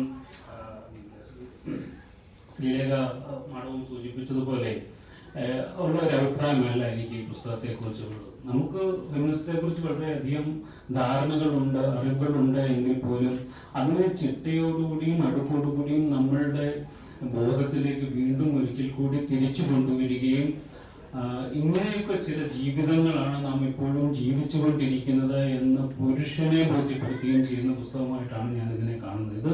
ഇത് സ്ത്രീകൾക്ക് വേണ്ടിയുള്ള പുസ്തകമല്ല, അമ്മമാർക്ക് വേണ്ടിയുള്ള പുസ്തകമല്ല, ശരിക്കും ഇത് പുരുഷന് വേണ്ടിയുള്ള ഒരു പുസ്തകമായിട്ടാണ് എനിക്ക് തോന്നിയത്. ഒരു പുരുഷൻ എന്ന നിലയിൽ, ഒരു അച്ഛൻ എന്ന നിലയിൽ നാം ചെയ്യുന്ന, കുടുംബത്തിനുള്ളിൽ ചെയ്യുന്ന എല്ലാ പ്രവൃത്തികളും അഭിനന്ദനം അർഹിക്കേണ്ടതാണ്, പ്രശംസ അർഹിക്കേണ്ടതാണ്, കയ്യടി കിട്ടേണ്ടതാണ്, ഫേസ്ബുക്കിൽ ലൈക്ക് കിട്ടേണ്ടതാണ് എന്ന് വിചാരമുള്ള പുരുഷന്മാർക്കൊക്കെ കിട്ടുന്ന ഒരു കുഞ്ഞടിയാണ് ഈ പുസ്തകം എന്നാണ് എനിക്ക് ഈ പുസ്തകം വായിച്ചപ്പോൾ തോന്നിയത്. കാരണം നമ്മൾ ഓരോരുത്തരും ഈ മത്സ്യം ജലത്തിൽ എന്നതുപോലെ പുരുഷാധിപത്യ ക്രമത്തിനുള്ളിലേക്ക് പിറന്നു വീഴുകയും അതിനുള്ളിൽ ജീവിക്കുകയും ചെയ്യുന്നവരായതുകൊണ്ട് തന്നെ എന്ത് തരം ബോധ്യങ്ങളാണ് നമ്മുടെ ഉള്ളിലേക്ക് അടിച്ചേൽപ്പിക്കപ്പെട്ടിരിക്കുന്നതെന്നോ, എന്തുതരം ബോധ്യങ്ങൾക്കുള്ളിൽ നിന്നുകൊണ്ടാണ് നമ്മൾ ജീവിക്കുന്നതെന്നോ പലപ്പോഴും നമ്മൾ തന്നെ തിരിച്ചറിയുന്നില്ല. അല്ലാതെ തന്നെ നമ്മൾ ഇതിന്റെയൊക്കെ പ്രായോജകരാണ് എന്ന് സ്വയം വിശ്വസിക്കുകയും ഫെമിനിസത്തിന് ഒപ്പമാണ് ഞാൻ നിൽക്കുന്നത് എന്ന് വിചാരിക്കുകയും ഫെമിനിസ്റ്റെ ഞാൻ അംഗീകരിക്കുന്നു, സല്യൂട്ട് ചെയ്യുന്നു എന്ന് വിചാരിക്കുകയും ചെയ്തുകൊണ്ടാണ് ചെയ്യുന്നത്. പക്ഷെ നമ്മളുടെ ഓരോ കുഞ്ഞു കുഞ്ഞു പ്രവൃത്തികൾക്കുള്ളിലും എത്രയധികം സ്ത്രീ വിരുദ്ധത ഒളിഞ്ഞു കിടക്കുന്നുണ്ട് എന്ന് അടിയച്ചി വളരെ സൂക്ഷ്മമായ ചെറിയ ചെറിയ ഉദാഹരണങ്ങളോടെ പറഞ്ഞ് നമുക്ക് നൽകുകയാണ്. അതാണ് ഈ പുസ്തകത്തിന്റെ ഒരു പ്രത്യേകതയായിട്ട് എനിക്ക് ഫീൽ ചെയ്തത്. ഇപ്പം ഞാൻ വീട്ടിലിരിക്കുമ്പോൾ ഭാര്യയോട് പറയുകയാണ് എനിക്ക് ചായ ഇട്ടുകൊണ്ട് വരൂ എന്ന് പറയുന്നതിന്റെ പിന്നിൽ ഒരു അസ്വാഭാവികതയും എനിക്ക് ഫീൽ ചെയ്യുന്നില്ല. അല്ലെങ്കിൽ എല്ലാ ദിവസവും അവളല്ലേ ചായ ഇട്ട് തരുന്നത്, ഇന്ന് ഞാൻ അവർക്കൊരു ചായ ഇട്ട് കൊടുക്കാമെന്ന് എനിക്കൊരിക്കലും തോന്നാത്തതിൽ എനിക്കൊരു അസ്വാഭാവികതയും തോന്നുന്നില്ല എന്നുള്ളതാണ് നമ്മുടെ ജീവിതക്രമങ്ങളുടെ ഒരു പ്രശ്നം. അത് നമ്മുടെ പഴകിയ ശീലങ്ങളിൽ നിന്നുണ്ടായിട്ടുള്ള പഴകിയ ശീലം പോലൊരു ബന്ധനമുണ്ടോ ലോകത്തിൽ എന്ന് ചോദിച്ചത് വൈരാപ്പള്ളിയാണ്. അങ്ങനെ ഈ ശീലങ്ങളുടെ ഉള്ളിൽ കുടുങ്ങിപ്പോയ മനുഷ്യരെ അതിൽ നിന്ന് മോചിപ്പിക്കുന്നതിന് വേണ്ടി ഉള്ള ഒരു എളിയ ശ്രമം എന്ന നിലയിലാണ് അദിജി ഈ പുസ്തകത്തിൽ നമുക്ക് പലതരത്തിലുള്ള ആശയങ്ങൾ പകർന്നു നൽകുന്നത് എന്നാണ് എനിക്ക് തോന്നുന്നത്. വളരെ അത്ഭുതകരമായി തോന്നിയ ഒരു കാര്യം, നൈജീരിയൻ ജീവിതത്തിന്റെയും സംസ്കാരത്തിന്റെയും പശ്ചാത്തലത്തിൽ നിന്നുകൊണ്ടാണ് ഈ പുസ്തകം എഴുതിയിട്ടുള്ളത് എങ്കിൽ പോലും അത്ഭുതകരമായി അത് മലയാളി ജീവിതവുമായി താതാത്മ്യപ്പെടുന്നുണ്ട്, നമ്മുടെ ഓരോ കുടുംബങ്ങളുമായി ഇത് ചേർന്ന് പോകുന്നുണ്ട് എന്ന് നമുക്ക് പറയാൻ ലോകത്ത് എവിടെയുമുള്ള മനുഷ്യരുടെ ജീവിതങ്ങൾ ഒരേപോലെയാണ്, അവർ നേരിടുന്ന പ്രശ്നങ്ങൾ ഒരേപോലെയാണ് എന്ന് ഒരിക്കൽ കൂടി ഈ പുസ്തകം നമുക്ക് സാക്ഷ്യപ്പെടുത്തുകയാണ്. അതുകൊണ്ടാവാം ഒരുപക്ഷെ കലയ്ക്ക് ഒരു സാർവലൗകികത എപ്പോഴും നമുക്ക് ഫീൽ ചെയ്യുന്നത്. ലോകത്ത് എല്ലായിടത്തുമുള്ള മനുഷ്യർ ഇതേപോലെ ഉള്ള അനുഭവങ്ങളെ പങ്കുവെക്കുന്നതുകൊണ്ടാണ്. അതുകൊണ്ടാണ് ലാറ്റിൻ അമേരിക്കയിൽ എഴുതപ്പെടുന്ന ഒരു നോവൽ നമുക്ക് നമ്മുടെ ജീവിതവുമായി നമുക്ക് ചേർത്ത് വായിക്കാൻ കഴിയുന്നത്, അല്ലെങ്കിൽ നോർത്ത് കൊറിയയിൽ ഇറങ്ങുന്ന സിനിമ നമുക്ക് കണ്ട് ഇത് നമ്മളുടെ സിനിമ പോലെയാണല്ലോ, അല്ലെങ്കിൽ നമ്മുടെ ജീവിതം പോലെയാണല്ലോ എന്ന് തോന്നുന്നു. ഈ സർവ്വലൗകികതയുടെ ഇടത്തിൽ നിന്നുകൊണ്ടാണ് അതീച്ചി നമ്മളോട് ഈ പുസ്തകം ഇങ്ങനെ ചില പുതിയ ആശയങ്ങൾ അല്ലെങ്കിൽ നമുക്ക് അറിയാവുന്ന ആശയങ്ങളെ കുറെ കൂടി ചിട്ടയായി നമുക്ക് പറഞ്ഞു തരുന്നത്. അതീച്ചിയെ ഞാൻ ആദ്യമായി വായിക്കുന്നത് ഒരു മഞ്ഞസൂര്യന്റെ പാതി എന്ന് പറയുന്ന ഹാഫ് ഓഫ് എ ലെസൺ എന്ന് പറയുന്ന ഒരു നോവലിലൂടെയാണ് ഞാൻ അതീച്ചി ആദ്യമായിട്ട് പരിചയപ്പെടുന്നത്. നമുക്കറിയാം ആഫ്രോ അമേരിക്കൻ ആഫ്രോ യൂറോപ്യൻ എഴുത്തുകാരുടെ ഒരു വലിയ മുന്നേറ്റം ഇന്ന് ലോക സാഹിത്യത്തിൽ ഉണ്ടായിക്കൊണ്ടിരിക്കുകയാണ്. ഒരു കാലത്ത് ലാറ്റിൻ അമേരിക്കൻ ബൂം ഉണ്ടായിരുന്നതിൽ നിന്ന് വ്യത്യസ്തമായി ഇന്ന് ആഫ്രിക്കൻ ബൂമാണ് ഇന്ന് ലോക സാഹിത്യത്തെ ഭരിക്കുന്നതെന്ന് പറയും. അതിനകത്ത് തന്നെ പെണ്ണെഴുത്തുകാരാണ് ധാരാളമായി മുന്നിൽ നിൽക്കുന്നത്. അത് അമിനേറ്റ ഫോർണ, കെയി സെലാസി, മാസ മാംഗസ്റ്റീൻ, ബെർണാഡിനെ എവറിസ്റ്റോ എന്നൊക്കെ പറയും. ഈ ലാസ്റ്റ് ബുക്കർ പ്രൈസ് കിട്ടിയ ബെർണാഡിനെ എവറിസ്റ്റോ, അങ്ങനെ ഒരു വലിയ നിര പെണ്ണെഴുത്തുകാരുണ്ട്. അവരുടെ കൂട്ടത്തിൽ ഒപ്പം നിൽക്കുന്നതോ അല്ലെങ്കിൽ അവരെക്കാൾ ഒരു പടി മുകളിൽ നിൽക്കുന്നതോ ആയ എഴുത്തുകാരിയാണ് അതീച്ചി എന്നാണ് എൻ്റെ വായനയിൽ എനിക്ക് തോന്നിയിട്ടുള്ളത്. കൊളോണിയൽ അധിനിവേശം, വംശവിവേചനം, പുരുഷാധിപത്യ ക്രമങ്ങൾക്കെതിരെയുള്ള എഴുത്ത്, ഇത് മൂന്നുമാണ് ഈ നോവലിസ്റ്റുകളിലേക്ക് പൊതുവായ ധാരയിൽ പൊതുവായ വിഷയങ്ങളായിട്ട് കടന്നു വരുന്നത്. അതീച്ചയുടെ തന്നെ അമേരിക്കാന അല്ലെങ്കിൽ we should all be in feminist എന്നീ പുസ്തകങ്ങൾ കൂടി നമ്മൾ ശക്തമായി വായിക്കേണ്ടതാണ്. അപ്പോൾ അതീച്ചി വളരെ യാദൃച്ഛികമായി, ടീച്ചർ പറഞ്ഞ പോലെ വളരെ യാദൃച്ഛികമായി എഴുതിയതല്ല, വളരെ ശക്തമായ ബോധ്യത്തിന്റെ ഉള്ളിൽ നിന്നുകൊണ്ടാണ് എഴുതിയത്. 20 വർഷം കഴിഞ്ഞാലും അതീച്ചി ഈ ആശയത്തിൽ നിന്ന് പിന്നോട്ട് പോകുമെന്ന് എനിക്ക് തോന്നുന്നില്ല. കാരണം ഫെമിനിസ്റ്റ് ആശയങ്ങളിൽ നിൽക്കുന്നവർ ആരും തന്നെ അങ്ങനെ പിന്നോട്ട് പോയ ഒരു ചരിത്രം ഞാൻ ഇന്നുവരെ കണ്ടിട്ടില്ല. അത് മാധവിക്കുട്ടി ആയാലും നമ്മുടെ സാറാ ജോസഫ് ആയാലും നമ്മുടെ ജീവിത പരിസരത്തിൽ വളരെ അടുത്ത് നിൽക്കുന്നവരൊക്കെയും കൂടുതൽ ഫെമിനിസ്റ്റ് ആശയങ്ങളോട് അടുത്ത് നിൽക്കുന്നതായിട്ടാണ് എനിക്ക് തോന്നിയത്. കാരണം നമ്മുടെ സമൂഹം അത്രയധികം പുരുഷാധിപത്യ സ്വഭാവത്തിൽ നിൽക്കുന്ന ഒന്നായതുകൊണ്ട് ഈ റെസിസ്റ്റൻസ് കൂടി വരികയും പുതിയ കുട്ടികളിൽ അത് പകർന്നു കൊടുക്കുവാനുള്ള അവരുടെ ത്വര കൂടി വരികയും ചെയ്യും. അതുകൊണ്ട് അതീച്ചി മാറുമോ ഇല്ലോ എന്ന് എനിക്ക് അറിഞ്ഞുകൂടാ, പക്ഷെ മാറില്ല എന്നാണ് അവരുടെ പുസ്തകങ്ങൾ വായിച്ചിട്ടുള്ള ഒരാളെന്ന നിലയിൽ എനിക്ക് തോന്നിയിട്ടുള്ള ഒരു കാര്യം. അപ്പം വളരെ എന്താണ് നമുക്കറിയാവുന്ന, നമ്മളേറെ വായിച്ചിട്ടുള്ള പല പുസ്തകങ്ങളിലൂടെ അറിഞ്ഞിട്ടുള്ള ആശയങ്ങളുടെ ഒരു സംഗ്രഹീത രൂപം നമുക്ക് ഈ പുസ്തകത്തിലൂടെ ലഭിക്കാം. ഇവിടെ പലരും സൂചിപ്പിച്ചതുപോലെ ദിവ്യ ഈ പുസ്തകം എന്തുകൊണ്ട് തിരഞ്ഞെടുത്തു എന്നതിനെ സംബന്ധിച്ച് നമുക്ക് ആർക്കും യാതൊരു സംശയവുമില്ല. അത് തന്റെ ജീവിതവുമായി വളരെയധികം ചേർന്ന് നിൽക്കുന്ന തന്റെ ആശയങ്ങൾ. നമ്മൾ ഓരോരുത്തരും ഒരു പുസ്തകം വായിച്ചിട്ട് അടുത്ത ആളിനോട് ഈ പുസ്തകം ഒന്ന് വായിക്കൂ എന്ന് റെഫർ ചെയ്യുന്നത് എപ്പോഴാണ്? നമുക്ക് വല്ലാതെ പുസ്തകത്തോടൊരു അഭിനിവേശം തോന്നുമ്പോഴാണ്. നമ്മുടെ ഇഷ്ടങ്ങളോട് അടുത്ത് നിൽക്കുന്ന ഒരു പുസ്തകം അടുത്ത ആളിനെ വായിപ്പിക്കുക, അല്ലെങ്കിൽ ഒരു സിനിമ കണ്ടു കഴിയുമ്പോൾ നമ്മൾ അടുത്ത ആളിനോട് ഈ സിനിമ കാണുമെന്ന് പറയുന്നത് നമ്മളുടെ ഇഷ്ടം അതിൽ വല്ലാതെ ലയിച്ചു കിടക്കുന്നത് കൊണ്ടാണ്. അങ്ങനെ ഒരു ഇഷ്ടം ലയിച്ചു കിടക്കുന്നത് കൊണ്ടാണ് ഈ തിരക്കുകൾക്കിടയിൽ നിന്നുകൊണ്ട് ദിവ്യ ഇങ്ങനെ ഒരു പ്രവൃത്തി, ഇങ്ങനെ വിവർത്തനം എന്ന് പറയുന്ന ഒരു പ്രക്രിയയിലേക്ക് ഇറങ്ങിപ്പോയത് എന്നാണ് ഞാൻ കരുതുന്നത്. എനിക്ക് വളരെ ആദരവുണ്ട്. ഞാൻ പറഞ്ഞില്ലേ, 2015 ദിവ്യയെ അടുത്ത് ആദ്യമായി പരിചയപ്പെടുന്നത്. അന്ന് മുതൽ ഇന്ന് വരെയുള്ള സൗഹൃദത്തിന്റെ ഇടയിൽ ദിവ്യ പുലർത്തിയിട്ടുള്ള സത്യസന്ധതയും ജീവിത വീക്ഷണവും അല്ലെങ്കിൽ കാഴ്ചപ്പാടുകളും ഒക്കെ എന്നെ അനുഭവത്തോടുകൂടി നോക്കിക്കാണാൻ ഓരോ ദിവസവും ആ അത്ഭുതവും ആദരവും കൂടുന്ന വിധത്തിൽ ഉള്ള പ്രവർത്തികളാണ് ഞാനെപ്പോഴും ദിവ്യയിൽ നിന്ന് കണ്ടിട്ടുള്ളത്. അതൊരു വലിയ മാതൃകയെ ഞാൻ കാണുന്നുണ്ട്. സമൂഹത്തിലുള്ള വിവിധ തരത്തിലുള്ള വ്യക്തികളെ നമ്മൾ പരിചയപ്പെടുന്ന ഒരാളെന്ന നിലയിൽ ദിവ്യയുടെ ഈ ഐഡന്റിറ്റി എനിക്ക് ഭയങ്കര ആദരവോടുകൂടിയാണ് ഞാൻ നോക്കിക്കാണുന്നത്. കാരണം വളരെ എളിയൊരിടത്ത് നിന്ന് ഒരു പെൺകുട്ടി എന്ന പരിമിതി ഒരിക്കലും ബാധിക്കാതെ ജീവിതത്തിൽ മുന്നോട്ട് പോവുകയും ആഗ്രഹിച്ച ഇടങ്ങളിലൊക്കെ എത്തപ്പെട്ട ഇടങ്ങളിലൊക്കെ മികച്ച ആളായി തീരുകയും ചെയ്ത ഒരാളെന്ന നിലയിൽ, സ്വന്തമായി കാഴ്ചപ്പാട് സൂക്ഷിക്കുന്ന ഒരാളെന്ന നിലയിൽ സ്വതന്ത്രമായ നിലപാടുകളുള്ള ഒരാളെന്ന നിലയിൽ ദിവ്യയെ ഞാൻ എല്ലാ കാലത്തും ആദരിക്കുകയും സ്നേഹിക്കുകയും ബഹുമാനിക്കുകയും ചെയ്യുന്നു. ആ ദിവ്യ ഇങ്ങനത്തെ ഒരു പുസ്തകം തിരഞ്ഞെടുത്തു എന്നതിൽ എനിക്ക് യാതൊരു അത്ഭുതവുമില്ല. ഇതിൻ്റെ ആദ്യ വായനക്കാരൻ എന്ന നിലയിൽ എന്നെ തിരഞ്ഞെടുത്തതിൽ എനിക്കുള്ള സന്തോഷവും സ്നേഹവും ഞാൻ പങ്കുവെക്കുകയാണ്. എല്ലാവരും സൂചിപ്പിച്ചതുപോലെ ദിവ്യയുടെ യാത്ര ഇവിടെ അവസാനിക്കുന്നതല്ല.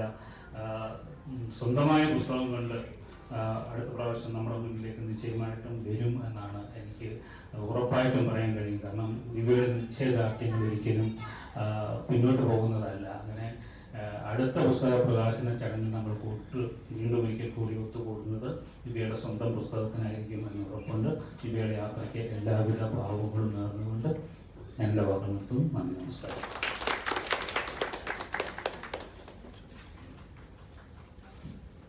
നന്ദി. മറുപടി പ്രസംഗത്തിനായി ഡോക്ടർ ദിവ്യ എസ് അയ്യർ IAS സ്നേഹപൂർവ്വം ക്ഷണിക്കുന്നു.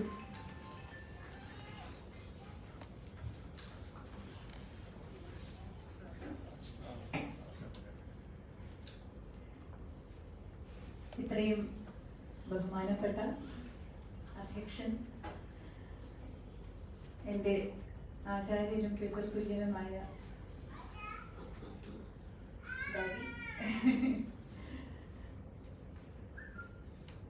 ഏറെ ബഹുമാനത്തോടെയും ആദരവോടെയും സ്നേഹത്തോടെയും ഞാൻ കാണുന്ന, എനിക്ക് ഒരു പ്രചോദനമായി എന്നും നിലകൊണ്ടിട്ടുള്ള ശ്രീലേഖ മാഡം, മാഡത്തിനെ നേരിട്ട് കാണുന്നതിന് മുൻപ് തന്നെ പ്രചോദനമായിരുന്നു. അതാണ് ഈ പറഞ്ഞ രഹസ്യം.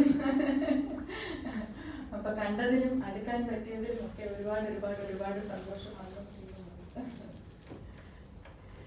എൻ്റെ ആത്മസുഹൃത്തും ഈ പുസ്തകത്തിന്റെ പിന്നിലെ ശക്തിയും ആയ ശ്രീ ബെന്യാമിൻ,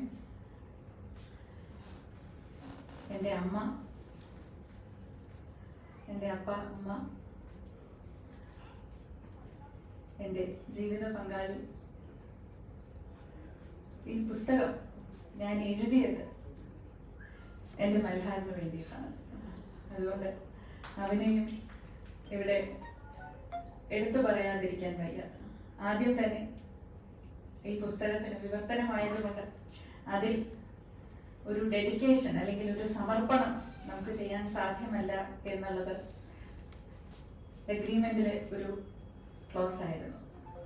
അതുകൊണ്ട് അത് പുസ്തകത്തിൽ വയ്ക്കാൻ സാധിച്ചില്ല. എങ്കിലും ഇന്ന് ആദ്യം ഞാൻ പറയാൻ ആഗ്രഹിക്കുന്നത് അത് തന്നെയാണ്.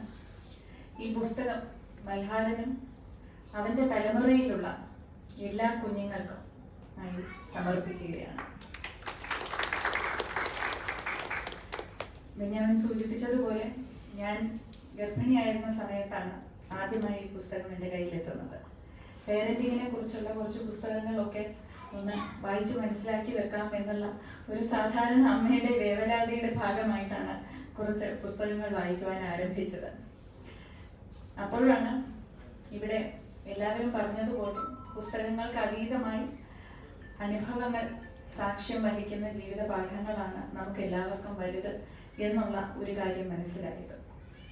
എങ്കിലും അതിൽ നിന്നും വേറിട്ട് നിന്ന ഒരു പുസ്തകം എൻ്റെ കയ്യിലേക്ക് കിട്ടി. അതായിരുന്നു ഡിയർ ഇജയാവലെ. വളരെ ചെറിയൊരു പുസ്തകമായിരുന്നെങ്കിൽ വളരെ സ്പഷ്ടമായ ആശയങ്ങൾ തെളിമയാർന്ന ഭാഷയിൽ ഒരു വായനക്കാരിയുടെ അല്ലെങ്കിൽ വായനക്കാരന്റെ കൈകളിലേക്ക് എത്തിക്കുന്ന ഒരു പുസ്തകമായിട്ട് തോന്നുന്നു. അന്ന് ജനിക്കാൻ പോകുന്ന കുഞ്ഞ് ആൺകുഞ്ഞാണോ പെൺകുഞ്ഞാണോ എന്നെനിക്കറിയില്ല. എങ്കിലും ആൺകുഞ്ഞായാലും പെൺകുഞ്ഞായാലും ഒരു ഫെമിനിസ്റ്റ് ആയിട്ട് വളർത്തണം എന്നുള്ള ഒരു തീരുമാനം ഞാനും എടുത്തു. അതിന് കുറച്ച് പ്രാവർത്തികമായിട്ടുള്ള ടിപ്സ് നൽകുന്ന ഒരു പുസ്തകമായിരുന്നു ഇത് എന്നതിനെ ഹൃദയത്തോട് ചേർത്ത് പിടിക്കുകയും ചെയ്തു. അന്ന് ബെന്യാമിനുമായിട്ട് പുസ്തകങ്ങൾ വായിക്കുമ്പോൾ പരസ്പരം അത് ശുപാർശ ചെയ്യുകയും ചർച്ച ചെയ്യുകയും ഒക്കെ ചെയ്യുന്ന ഒരു ശീലം ഉണ്ടായിരുന്നതുകൊണ്ട് അന്ന് ഈ പുസ്തകത്തെ കുറിച്ച് ഞാൻ ചർച്ച ചെയ്യുകയും ഇത്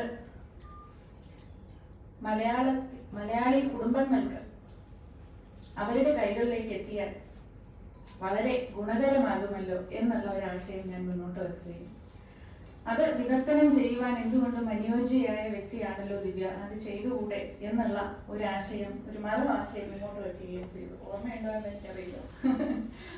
അപ്പോ വിവർത്തനം ചെയ്യുന്നതിന് പിന്നിലെ ഒരു പ്രചോദനവും അതുകൊണ്ട് അത് ആരംഭിക്കുമ്പോൾ അത് വിവർത്തനം ചെയ്തുകൊണ്ടിരിക്കുമ്പോഴും കൂടെ ഒരു കൈത്താങ്ങായും നിന്ന വ്യക്തി അദ്ദേഹം തന്നെയായിരുന്നു. അതുകൊണ്ട് തന്നെയാണ് ആദ്യ പ്രതി അദ്ദേഹം ഏറ്റുവാങ്ങണം എന്നുള്ളതിൽ എനിക്കൊരു നിർബന്ധമുണ്ടായിരുന്നത്.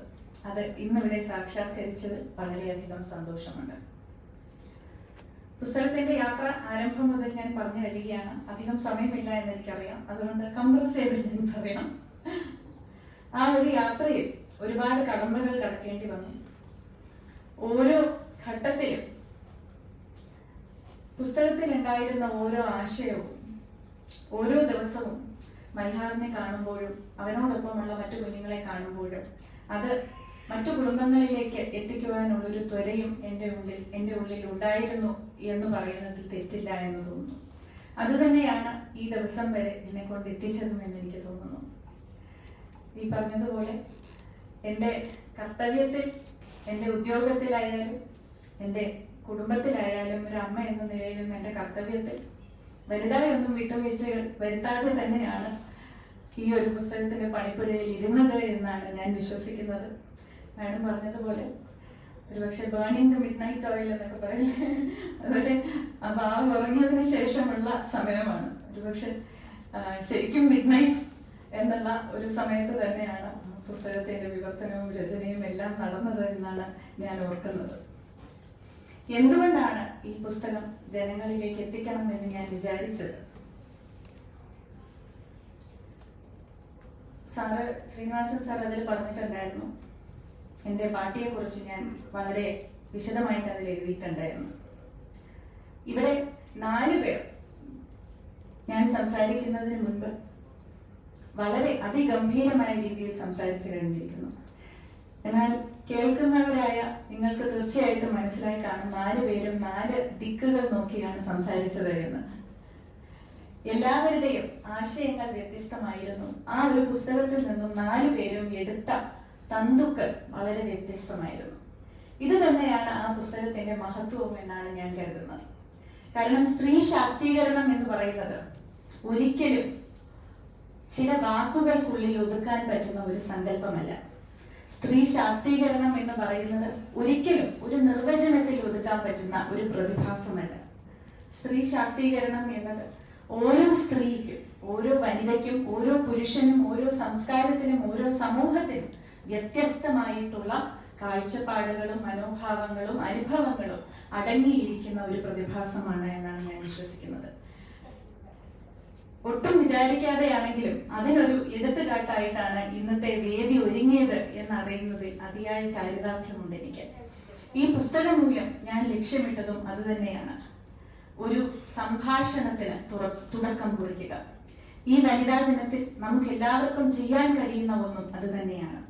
എല്ലാ മഹാകാര്യങ്ങളും, എല്ലാ മഹാവിശേഷങ്ങളും ആരംഭിക്കുന്നത് ഒരു സംഭാഷണത്തിൽ നിന്നാണ്, ഒരു ആരോഗ്യകരമായിട്ടുള്ള സംവാദത്തിൽ നിന്നാണ് എന്ന് ഞാൻ വിശ്വസിക്കുന്നു.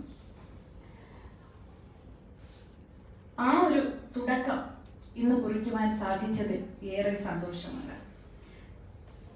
ഇവിടെ സൂചിപ്പിച്ചതുപോലെ ശ്രീലേഖ മാഡത്തിന്റെ അനുഭവങ്ങൾ നമുക്ക് എല്ലാവർക്കും ഒരുപാട് പ്രചോദനം നൽകുകയും ജീവിതത്തിലെ ഏതൊരു തടസ്സത്തെയും മറികടന്നുകൊണ്ട് മുന്നോട്ട് പോകുവാൻ നമുക്ക് ശക്തിയേകുകയും ചെയ്യുന്നവയാണ്. അതുപോലെ തന്നെയായിരുന്നു ഞാൻ പാർട്ടിയുടെ കാര്യം പറഞ്ഞപ്പോഴും.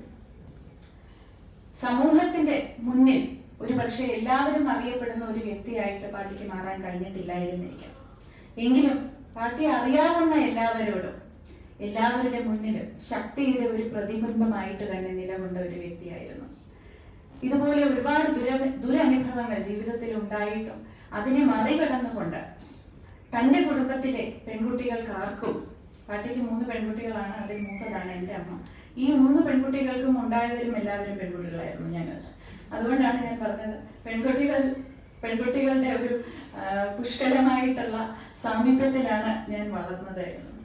അപ്പൊ ഞങ്ങൾക്ക് എല്ലാവർക്കും ഒരു പെൺകുട്ടിയാണ് അല്ലെങ്കിൽ ഒരു സ്ത്രീയാണ്, ഒരു വനിതയാണ് എന്നുള്ളത് കൊണ്ടും ഒരു പരിമിതിയും ഉണ്ടാകുന്നില്ല എന്ന് ഉറപ്പുവരുത്തുവാനും, ജീവിതത്തിൽ ഒരു പക്ഷേ ഒരുപാട് പേർ സഞ്ചരിച്ചിട്ടില്ലാത്ത വഴികളിലൂടെ സഞ്ചരിക്കുവാൻ എനിക്ക് എന്നും തുണയായി നിന്നതും പാർട്ടി തന്നെയായിരുന്നു. അപ്പോൾ അത് ഒരു തരത്തിലുള്ള സ്ത്രീ ശാക്തീകരണത്തിന്റെ ഒരു ഉദാഹരണമാണ്. മാഡം പറഞ്ഞത് മറ്റൊരു തരത്തിലുള്ള സ്ത്രീ ശാക്തീകരണത്തിന്റെ ഉദാഹരണമാണ്.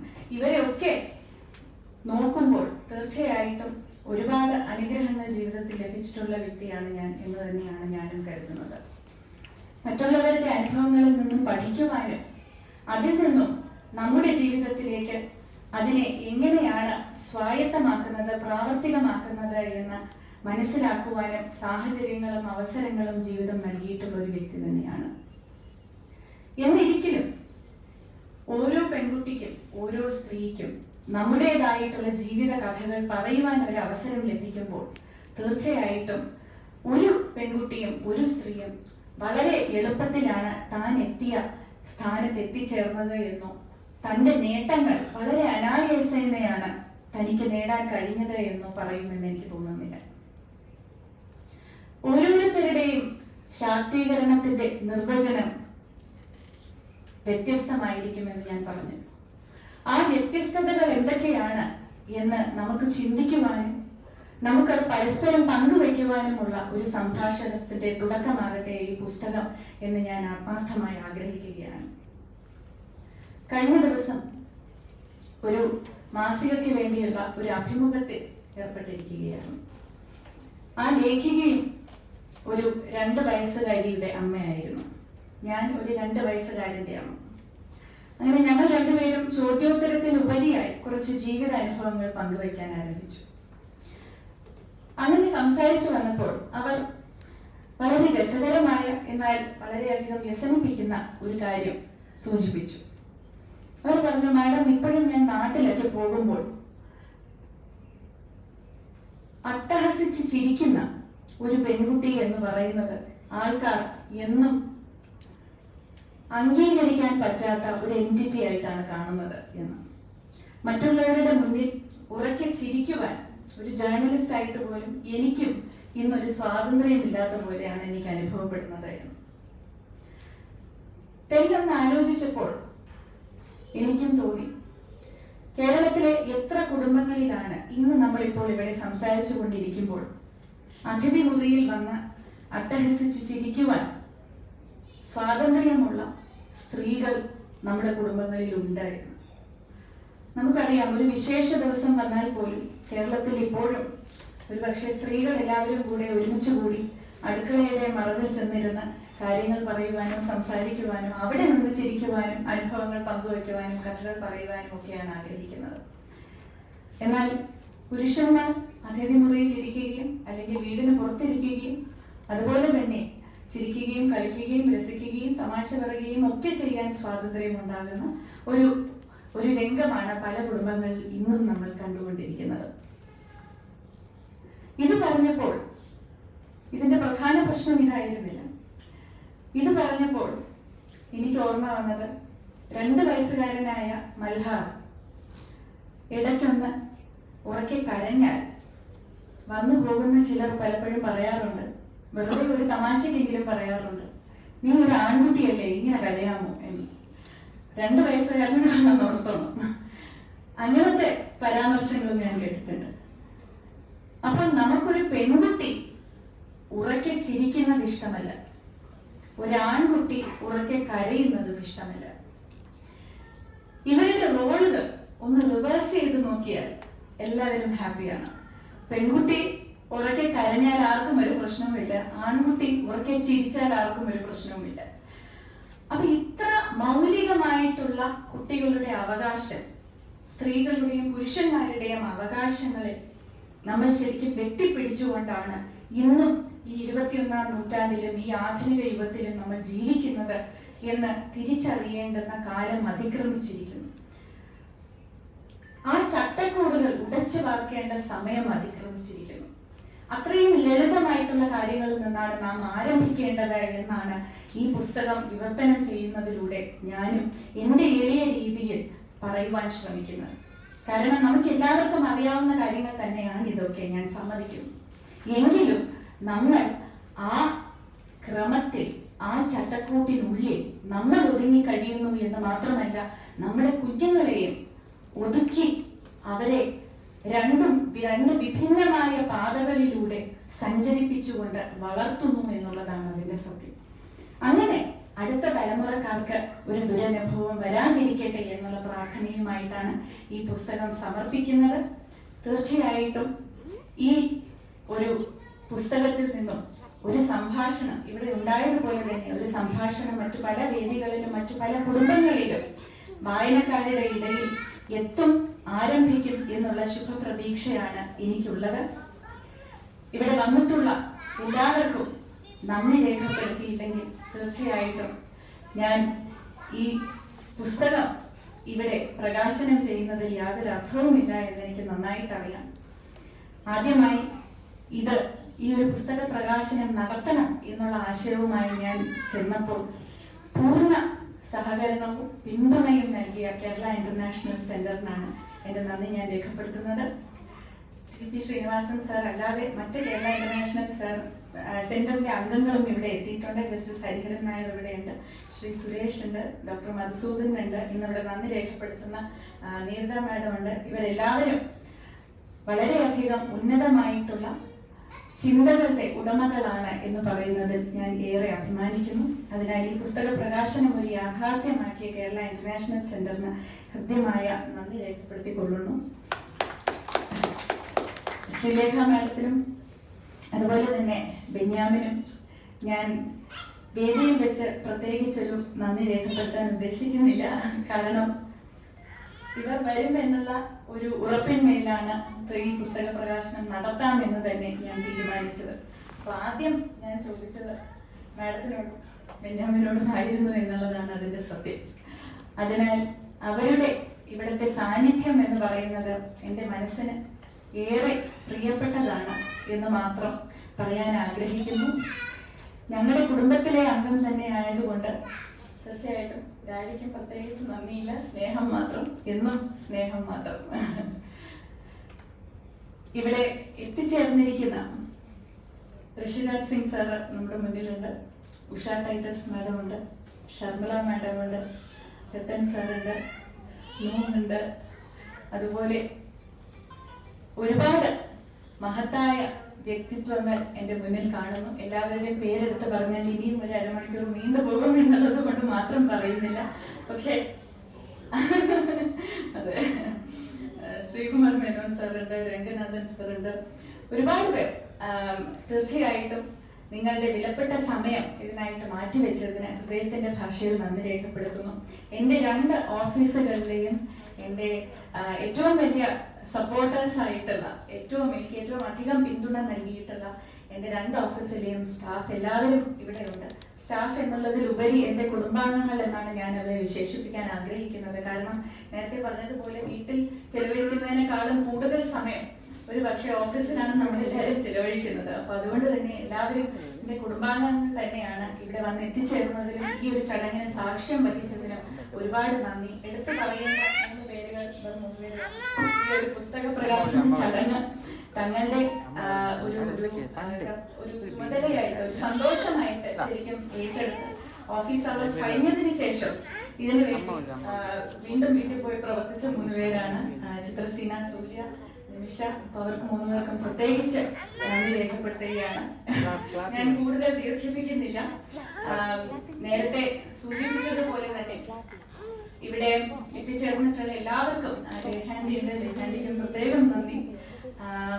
എന്റെ അച്ഛനെയും അമ്മയും മാത്രം ഞാൻ നന്ദി പറഞ്ഞില്ല എന്ന് നിങ്ങൾ വിചാരിക്കുന്നുണ്ടായിരിക്കാം.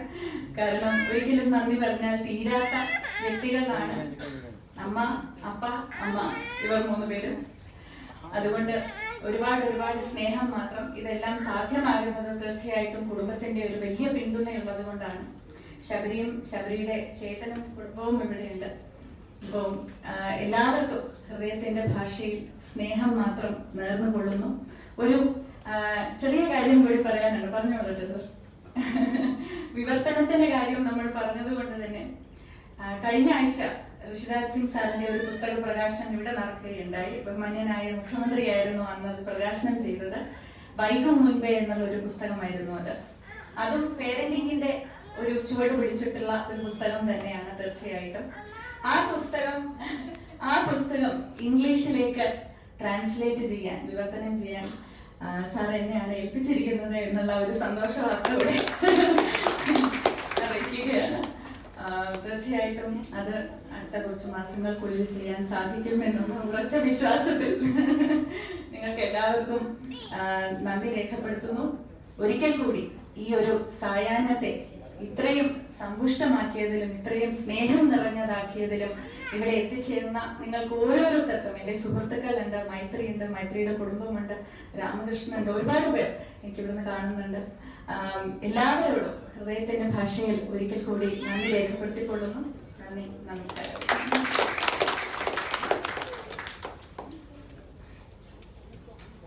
നന്ദി. ഇനി നന്ദി പ്രകാശനമാണ്. KIC literary forum president Shrimati Neerada എസിനെ ചടങ്ങിന് കൃതജ്ഞത അറിയിക്കുവാനായി സ്നേഹപൂർവ്വം ക്ഷണിക്കുന്നു.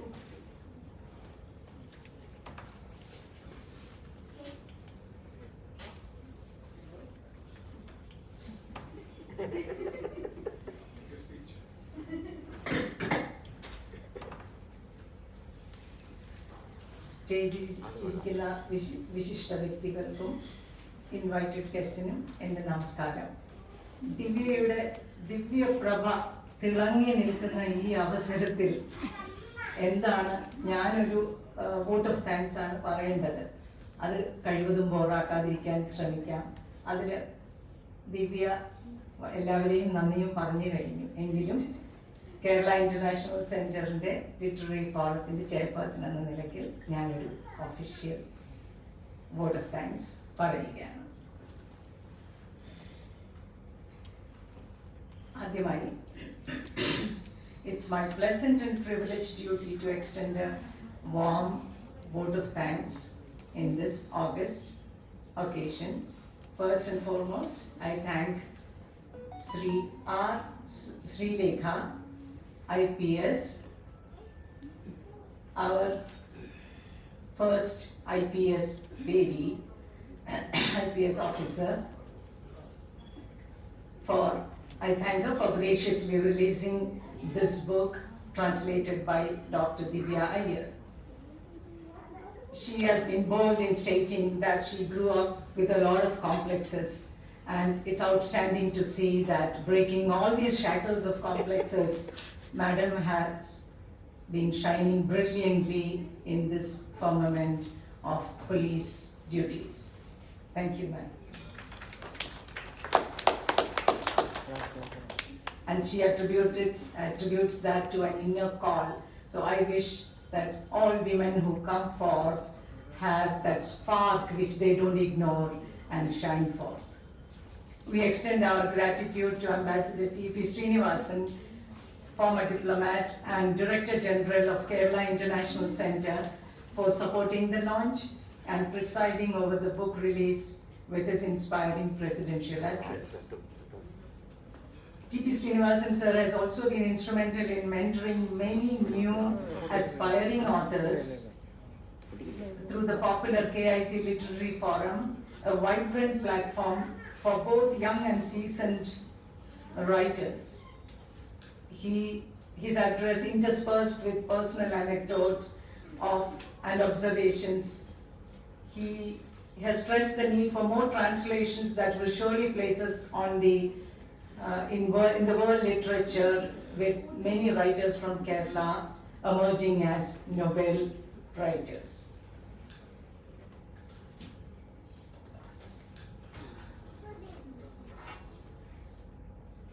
We extend our gratitude to the distinguished author, Sri Benny Daniel, popularly known as Benjamin, and especially now everybody is familiar with the story Aadu Jeevitham, made into a movie, and all of us are waiting with bated breath to watch that movie. And I love the way he boldly stated that this book is not really meant for women, but for the guys, the men of Kerala, who will definitely reinvent and reorient themselves in their attitudes to women. I think this is the one bold person I've come across who says the book is intended not for women, but for guys. I love this writer for this bold statement. And I would like to now thank Dr. Sulekha for her welcome address and felicitations, coming across as a fiery, feisty lady proclaiming boldly with pride that she represents a traditional approach, and her daughter. She doesn't call her as daughter-in-law, and her daughter as the representative of modernity, tradition plus modernity in a brave new world. Thank you, ma'am, for your bold statements and your inspiring thought that you gave us. And I think Ambassador Srinivasan sir mentioned that somebody had given an epithet to Divya as Tandedi. Okay. I don't know, I felt that it's not quite in character with her personality. I would like to add another epithet in front of that, Saumyaya Tandedi. That epithet Saumyaya is more potent a force than sloganeering or challenging someone. So Divya cannot just be a Tandedi, she has to be a Saumyaya Tandediya. That Saumyata will conquer all her, other opponents. I would now like to thank our multifaceted Divya Iyer, who has shared with us the genesis of this epoch-making translation of Adichi's feminist manifesto. I always believed that, I came to meet her through T.P. Srinivasan sir's IAS Academy, and a bond was struck in spite of the chasm of age between us. Divya casually addressed me as Nirada, and many people said, "How dare she call you by name?" I said, "Yes, that's what I love about her. She has bridged the gap of age between me and her and treated me like a buddy." I just love it. And that's one trait of Divya which endears herself to one and all. And Divya choosing this theme itself is strange to me, because Divya has this lovely malhar. Is she preparing for a lucky person, or the n number of lucky women who will fall for the charms of malhar? And is this a book aimed at them, that you have nothing to fear, you are on equal footing with my son here? That's something very, very endearing to think of. And Divya also has this Midas touch. Divyയ്ക്ക് ചെയ്യാൻ പറ്റാത്തതായിട്ട് ഇന്ന് ഒരു കാര്യം ഉണ്ടെന്ന് എനിക്ക് തോന്നുന്നില്ല. Be it writing, be it acting. She's an excellent singer. I watched the other day the program with our member legislative assembly, her spouse, that excellent program on TV on what was that, February, Valentine's Day, and I was struck at the way the couple enjoyed the music. Legend has it that the couple bonded over music and also books, and that bonding has been cemented by Divya bringing out this book. And thank you, Divya, and we hope that you will bring out many more books like this. I would now like to thank Mr. Ravi DC for bringing out this book, though he is not present here. Ravi DC deserves to be thanked. And now I also thank this young girl, smart girl here, Rudra, right? Very peppy and nice, clear Malayalam. She did her announcements. Our thanks are due to the Muscat Hotel for all the providing the venue and logistic support and other arrangements. Lastly, on a personal note, I am thankful to be associated with the event and extend my deep gratitude on behalf of the Kerala International Center Literary Forum. ഒരിക്കൽ കൂടി എല്ലാവർക്കും നന്ദി, നമസ്കാരം. Thank you.